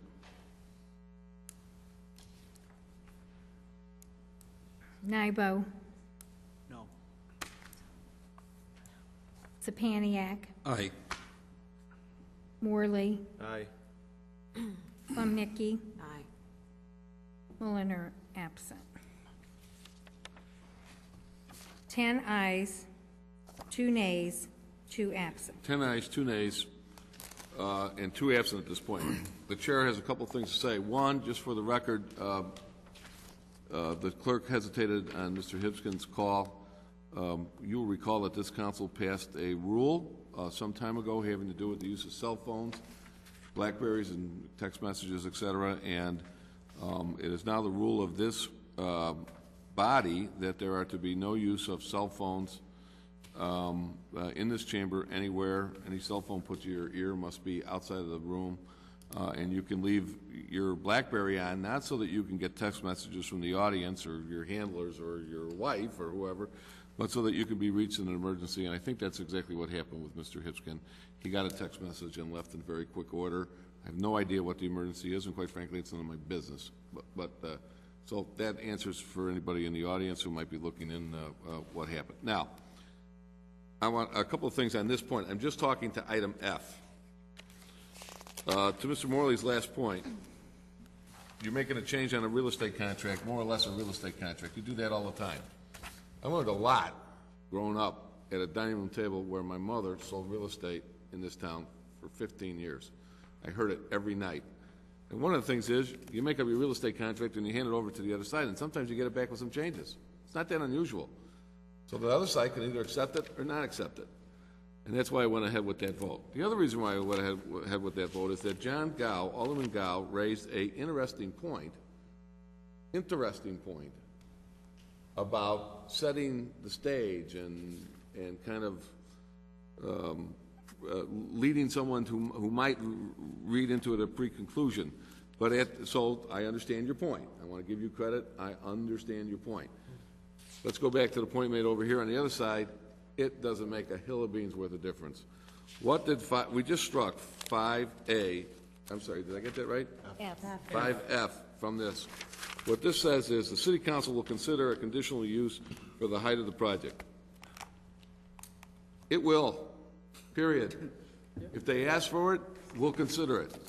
Many, many times, people say, why is the Elmhurst City Council even considering this project, which that individual who's asking that question might really dislike? And the answer is, it's our job. It's what we're paid to do. You can't have the mayor standing downstairs or an alderman saying no to this project and no to that project out of hand. Everyone deserves a process. And the process involves filing out an application, having it go to the commission, having it go to the committee, there's a process. And that is what is generally considered the consideration of the request. And we are, if for no other reason, required by law to consider a request. Should a request come forward? That's the first thing I had to say about this. The other thing is, an application for that conditional use will be processed by the city prior to the issuance of a building permit, which was implied that that was somehow locking us in to do something whether we wanted to or not and give them what they wanted. The answer over there was exactly right. Fact of the matter is, you do no... The conditional use request will be processed by the city prior to the issuance of the building permit.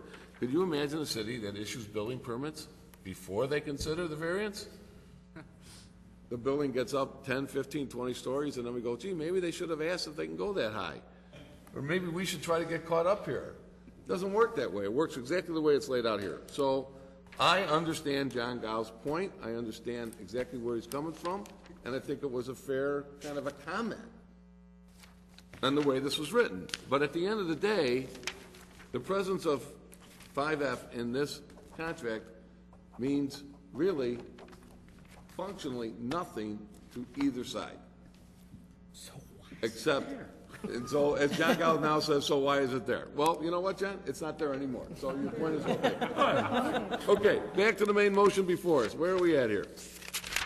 Alderman Lomnicki. I'd like to comment more on parts of this contract. I think we're past. Yeah, we item are. That's what I said. 5F. We're back All to the main contract. Thank you. Oh. Thank you.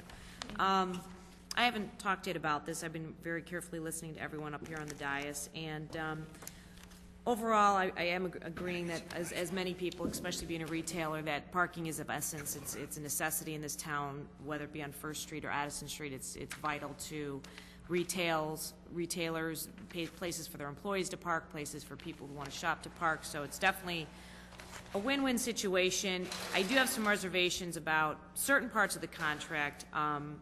Specifically, my only concern at one point is, I just marked over the page, I'm sorry, on the Addison Street development, I guess it's the first page, item 3, at the closing, we're going to be getting 4.875 interest on this 3.5 million. If we close on or about February 15th, which is just 2 weeks from now, or close no later than April 15th, legitimately, they have up to almost 3.5 years to start paying us interest. I would hope they'd start paying us at the interest sooner than that, considering the financials that we could use this interest sooner than later. Basically, the way this reads is, the city, at the rate of 4.875 per annum, and all principal and unpaid interest shall come due no later than September 30th, 2012. So really, they could not pay us anything until September 30th, 2012, if I'm reading that correctly. And if not, I need to be corrected, because I'd like to see the interest coming. I'm assuming they're going to get their money on or around April 15th at the latest. I mean, we're going to start loaning them the money. I'd like the interest to start coming soon thereafter, All right, not Mr. waiting until 2012. I understand the question. Mr. Kabisa, can you help us As with soon that? as we close and lend them the money, they start paying us interest the next month. Interest in arrears monthly. And when we're ready to construct the building, they pay the principal back and any unpaid interest. That would be for the month prior that they hadn't paid interest. So they're going to be paying us all along. This is a constant stream of income. Okay, thank you. Follow up on that. Okay, basically, I wanted to make sure that we were going to get paid monthly or annually or quarterly or wherever. We're going to make those arrangements and not having to wait. Yeah, they will be paying as they go. As we obviously need the money, the sooner the better.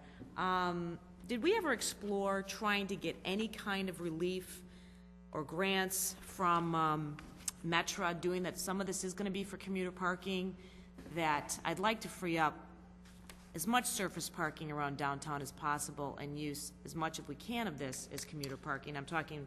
The answer to that question is we are consistently, constantly approaching Metra about opportunities for parking. We did so recently, as you know, with some of the surface parking we did off to the west of downtown. We are, that channel of communication is always open. Okay. And if we get a plan and if we get a set of drawings, we would go to Metra and apply for that grant. Now, grant applying is only grant applying. There's no guarantee that we would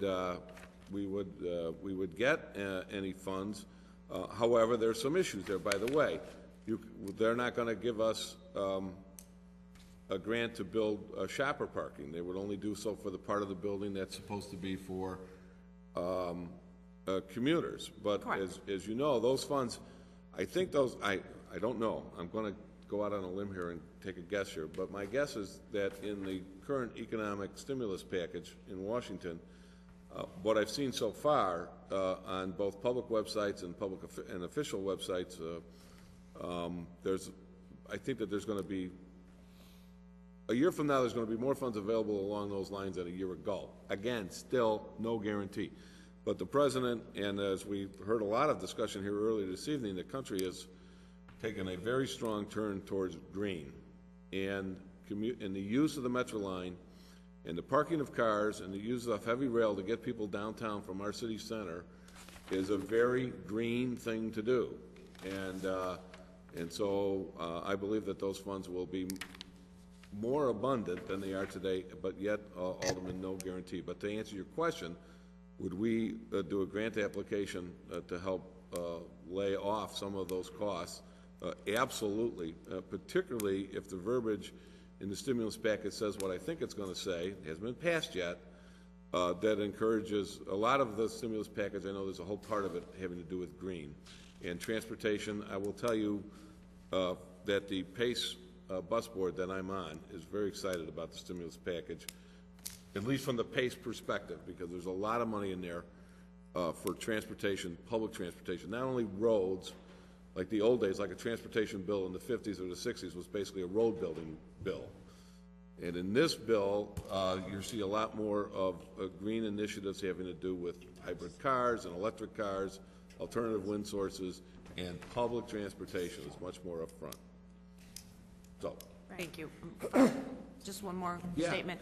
And lastly, I just want to concur with some of the other aldermen have said that I think it's extremely important that we be extremely sensitive to the Larch residents with this project and take their concerns and their comments very close to the vest. This is going to impact them, I think, in a positive way for the community as a whole, and yes, sometimes sacrifices have to be made for the better.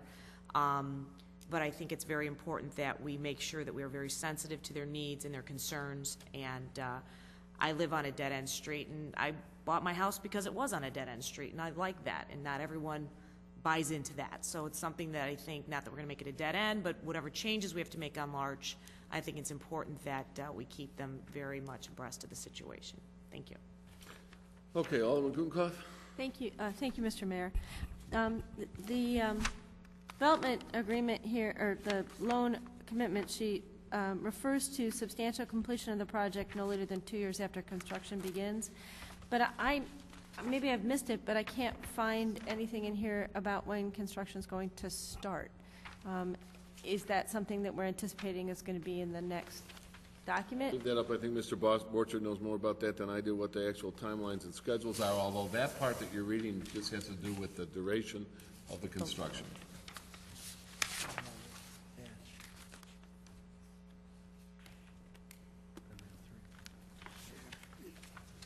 It doesn't say exactly relative to construction starting, but that's the reference in paragraph 3 on the first page of the term sheet, the September 30th, 2012.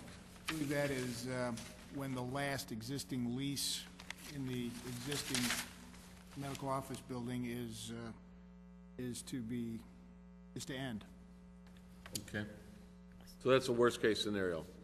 Although my anticipation would be, and I don't want to put words or actions in the mouth of the developer, but usually when you end up in a situation where you're ready to go on a project and there's leaseholders, you go in and attempt to negotiate them out of that lease.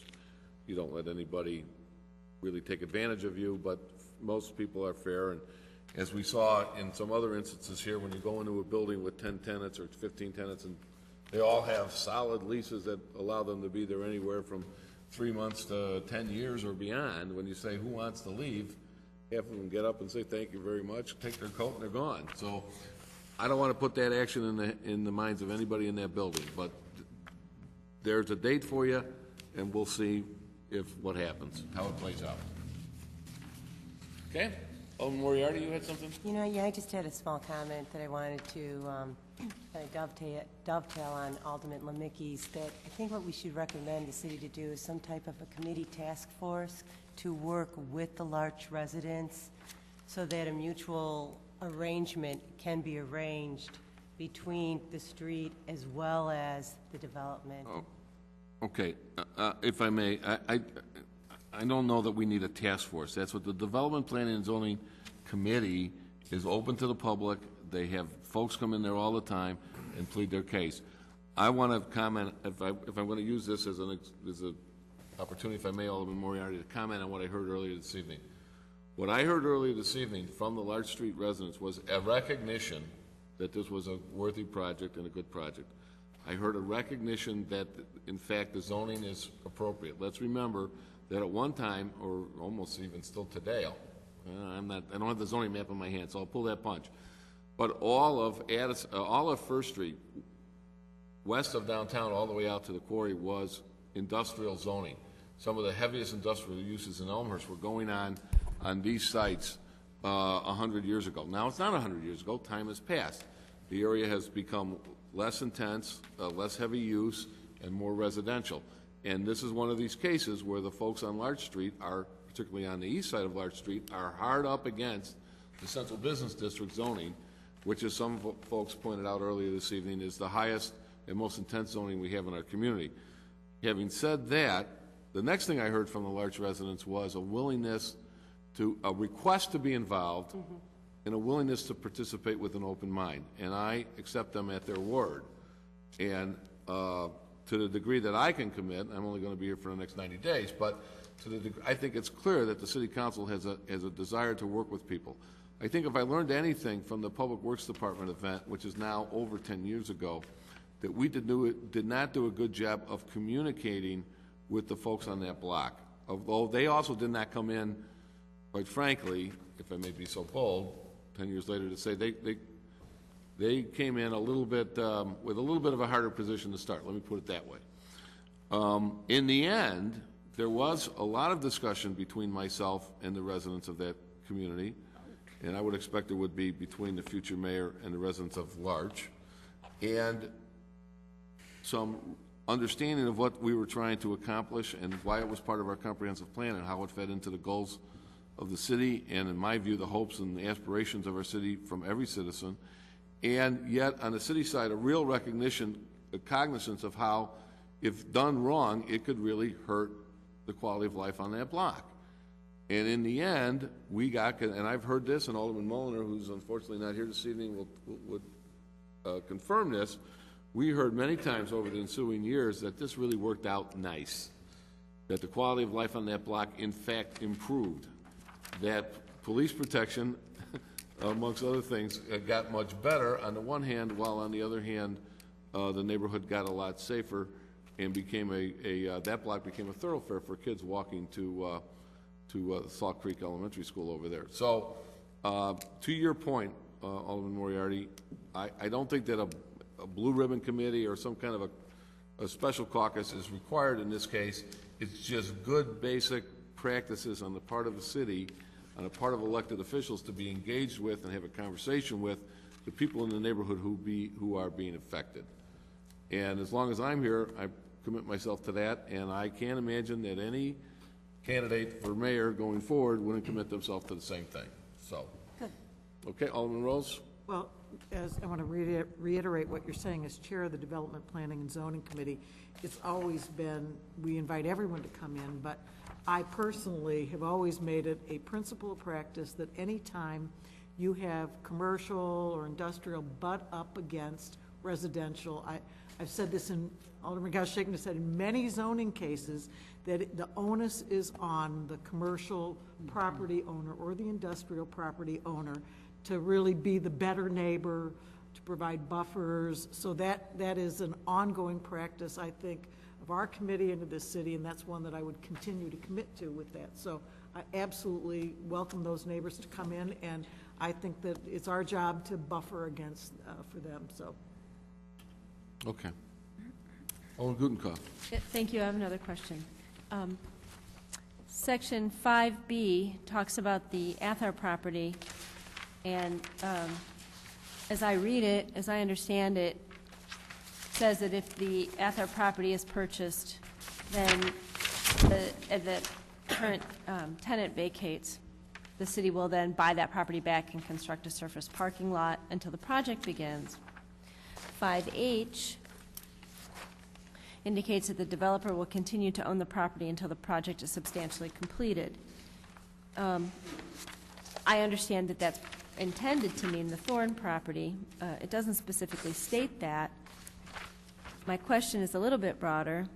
what I want to know is when and how do we spill out how these two pieces of property owned by two different entities are going to be managed during the construction project? Okay, Mr. Borchert, up to the construction project Well, and through the construction? through the construction of the project, because we'll own one property, the Yeah, I got it. developer will own the I other. understand. Mr. Borchert? The city will have control of both during construction. Thar probably would be vacated earlier than the Thorn, and once construction starts, the city owns the property. Thorn and Thar. That's not what this says. Pardon me, may I follow up? Yes, Mr. Kubica? This is a term sheet. It's not a development contract. You'll see that in 2 weeks. And the way, maybe this doesn't say as specifically as the development contract will, but the city will own both parcels at the time construction begins. And both of these leases, once the lease on the Thorn property is terminated, the city will purchase that property for a temporary public parking lot until the Thorn property is totally vacated. The project, the final project won't proceed. Once the Thorn property is vacated, the city will buy that property, combine it with the 8th Art property, build a parking deck, and then sell the retail back to the developer at the conclusion of that project. And that'll all be laid out in the It's all going to be laid out in the development agreement, which you'll see in 2 weeks. Okay. May I follow up? Yes, sure. Well, then why does 5H say developer will continue to own the property until the project is substantially completed? You're right, that should say the Thorn, you're right, that's incorrect. The developer will not own the property until the project is substantially completed. The developer will own the property until the project is begun. What do we need to do to, do we need to amend that now, then? Scrivener's error, did you just change one word in that? What are we talking? It could say, it should say developer will continue to own the property until the project is begun. Is begun?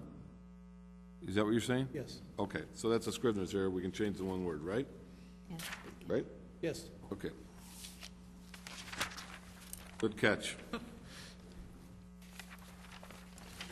Anyone else?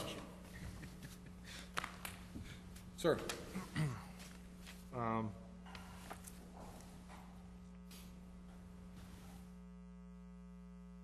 I think I have a parliamentary inquiry about executive session for the chair. Can I ask that question in private?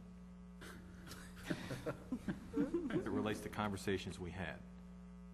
And as your question is, can we talk now about things we talked about in executive session relative to this? Yes. A We'll specific look to the point or city two. attorney on that. The answer is no. Confidential not done. conversations in executive session need to stay in executive session. If it doesn't deal with, if it deals with a parliamentary issue, then that's fine. Oh, my parliamentary issue is just the inquiry. Yeah. Okay. Okay, seeing no other discussion, Nope, that is, let me- Let me try. First of all, I want to reiterate what Alderman Regan said, which was, at its most basic point, we're talking about a land contract where the city of Elmhurst, if all the wheels fell off, will end up owning two pieces of land that we tried to buy previously, at my recollection, at a higher price. That's correct. All else fails, we get two pieces of property that we wanted in the first place. Best case, we get a developer who came to us, who, when compared to other deals recently approved, is asking for much less cooperation from the city, simply to build parking that the citizens are asking for. Now, as it relates to 5C, and we'll try to be careful here, the first sentence says, the general contractor and/or construction manager of the project will be the developer pursuant to terms and conditions of the contract. Is that the development agreement, Mr. Kubica? The reference of the terms and conditions is not in this sheet, is it? No, It's going to be in the... yes, it's going Okay, to be, it's so- going to be in the development agreement. So, which is, I don't want to get caught up in it now because I think this is just the first step in good faith. What we're committing to do is help the developer here just work its way through the process. Now, it's some pretty strong language where it says the developer, the contract manager for the project will be the developer. However, as it relates to ARCO, which is not in here, and any competing bids that we would require to compare to ARCO, we can make that part of the development agreement. We are not committing, according to this term sheet, to use ARCO. Whether or not we've discussed it, we are not committing to use them at this point. We are committing to use the construction manager for the project that will be the developer. But how we determine who the developer uses has yet to be determined, and I think we will have a lot of say in that, whether it's getting competing bids or whether it's maybe demanding we put our own project manager on it. I don't think we're committing to anything now. Yes, sir?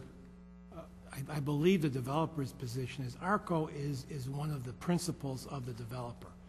This Addison, and I just saw the name tonight, Addison Corridor Development LLC has a number of members. ARCO, or a principal of ARCO, is one of the members of this development company. I think it's the developer's intention in getting involved in this transaction with the city is to have ARCO build this deck. So I don't believe, when you see the contract, there's going to be some sort of a commitment in there that the developer is going to require that ARCO build it. I understand that. My point is that if ARCO builds it, and I guess it's adding to Alderman Sapaniak's point, but it's disagreeing with him somewhat, that ARCO will not go unchecked. By no way, shape, or form. There was never any intention for ARCO to go unchecked. I understand that, and I want to address it to the public. This is not a no bid. ARCO will not be able to just hand us a bill and we're committed to use them. There will be definitely checks and balances in place to the extent of whatever we want to put in this following developer agreement. Yes, sir. I misspoke. The development agreement is not going to be the construction contract. It will be another contract coming down the line in a year or 2 years or 3 years with ARCO and the city to build this building. And we will do our due diligence in signing that contract to make sure the price is right. Let me rephrase then. A subsequent contract, an agreement will be made between the developer and the city. Yes. Mr. Borchert? Just quickly, I don't want to overdo it, but there will be a contract for the Hurley parking structure that will be presumably and potentially for construction in this coming construction season, and that's why there's a commitment to meet with the Larch Avenue folks on a very expedited basis, because potentially a design will go forward that will allow for construction of a parking deck at the Hurley site this summer. The Thar site is several years down the road. The developer's proposed construction management firm will take bids, and I want to make that clear. Like Turner, the construction manager for the city on the police station project, took bids. Like McHugh for the fire station project, that's a construction manager for the city for the fire station, takes bids, and low qualified bids are then authorized, but under the construction oversight of the construction management firm. That's what ARCO does. They will take bids. The city will be able to look over the shoulder and look at those bids received and authorize the low qualified bidder of those subcontractors to proceed, but it will be done under the oversight of that construction management firm as a professional service, not as a bricks and mortar bid. The bricks and mortar bid items will be bid. Which, if I may add, by the way, is exactly Mr. Borchert's answer to the same question in executive session about 4 or 6 weeks ago, which now that the question came out under a different context in public, Mr. Borchert can answer the question again, which is to say that ARCO is a construction company. They're not the cement company. They're not the people who will install the electric, et cetera, et cetera, et cetera. They are a construction management company, and there will be bids on every aspect of the construction of these sites. And ARCO and the city's interests are completely aligned in as much congruent, in as much as we both want the structure put up for as little money as possible. Sure. Another parliamentary inquiry, point of information as it relates to this ordinance. Yes. What vote count is required for it to pass? Majority, I believe, but I'll go to the city attorney, right? It's a TIF district, so it'd be just a majority. Yeah. Okay. And when we're at this time, we're not selling any property either, right? There's no selling of property in this. We're buying. So, okay. All right, good. Anyone else? All right, I would ask the clerk to please call the roll on the motion before us. Rose. Aye. Regan. Aye. Gutenkopf. Aye. Leader. Aye. Shea. Aye. Graham. Aye. Gao. Aye. Hipskin. Absent. Moriarty. Aye. Nybo. Aye. Sapaniak. No. Morley. Aye. Lumnicki. Aye. Mulliner, absent. 11 ayes, 1 nays, 2 absent. 11 ayes, 1 nay, that motion carries. Okay, very good. Obviously, a lot of discussion, I think very good, productive discussion. I think that when we have these kinds of discussions up here, these issues get aired out, concerns like that raised by Mr. Gao, which are, I don't know what the word is. I wanted to say technical in nature. It's not technical. It's almost the opposite of technical. What's the opposite of technical when it comes to discussions like that? Mr. Gao, who's taught speech and language for years? General, non-specific? General, non-specific issue like that? And I think it's reflective, and then when you hear the discussion of people's individual perspectives, that's what you're elected for, to bring all that good background to the table. In the end, I think we have I hope we have an acceptable arrangement here. There was a change made. The developer will have to go along with that change, but we'll have to wait and see. So, in any case, assuming the developer goes along with that, Mr. Kubica, we expect to see. Now, Ms. Borchard, you referred to the fact that the next meeting is 2 weeks and 1 day. Yes. We have their President's Day. The What do we Regan have? President Day. I'm sorry. Regan's Law. Regan's Law. And what is the holiday? President's Day. So I was right. Okay. So that'll be on Tuesday. I got to look on my calendar and make sure I'm available for that, because I don't have that on. I don't have Regan's Law on my calendar. It's hard to get Microsoft Outlook to recognize that Regan's Law. But okay. So very, very good. Thank you for your consideration. Other business. Announcements. Anybody have an announcement? Yeah, yes, sir. I'm sorry, you asked other business and you Yes, kind of I moved did. on. Quick question, anything new on the floodplain on the southwestern Elmhurst, any movement by DuPage County? Yeah, great question. I'm going to anybody wanted to get up and join me tomorrow, the gavel falls at 7:30 in the morning in Wheaton, at the Stormwater Committee. I believe that the arrangement that was put before that group last month and put off for further deliberations and discussions could be done is going to be passed. Mr. Borchard just handed me a letter written by the 3 communities, which are the City of Elmhurst, the Village of Villa Park, and the Village of Oak Brook, to Chairman Zay of the committee and Tony Charlton, who is the head of that department within the city. So he staffs up that he and a large staff staff that committee, laying out basically our point of view. Although we've been diligently attempting to get along with these folks, and as we've heard those words earlier today, keep the channels of communication open and compromise open, and understanding basically said that we decided, with some help from our staffs, meaning Mr. Borchard and the city staff, the village staff of Villa Park and Oak Brook, and attorneys, that we would be fighting the fight with them, having the fight with them prematurely if we drew the line on the committee report that we're going to approve tomorrow. It's going to allow them to make the next step, which is to run their model and see how it comes out with input based on the last storm event. And we very politely let them know that we're not agreeing with the final result, because the final result isn't known now, but we are agreeing to the process. And if we have issues with the final result, we reserve the right to raise those issues later on, and don't take our acquiescence and a yes vote tomorrow as agreement with the final flood map, which has not even been drawn yet.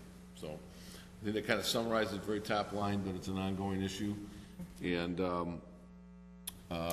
there's some discussion, by the way, along these lines, not your question, but assuming that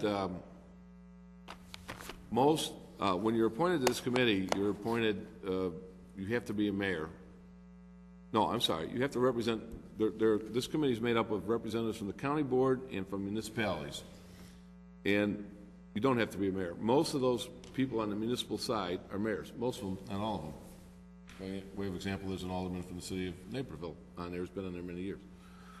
And the question now is, am I going to stay? And I've kind of made a commitment to stay long enough to keep an eye on this process. I'm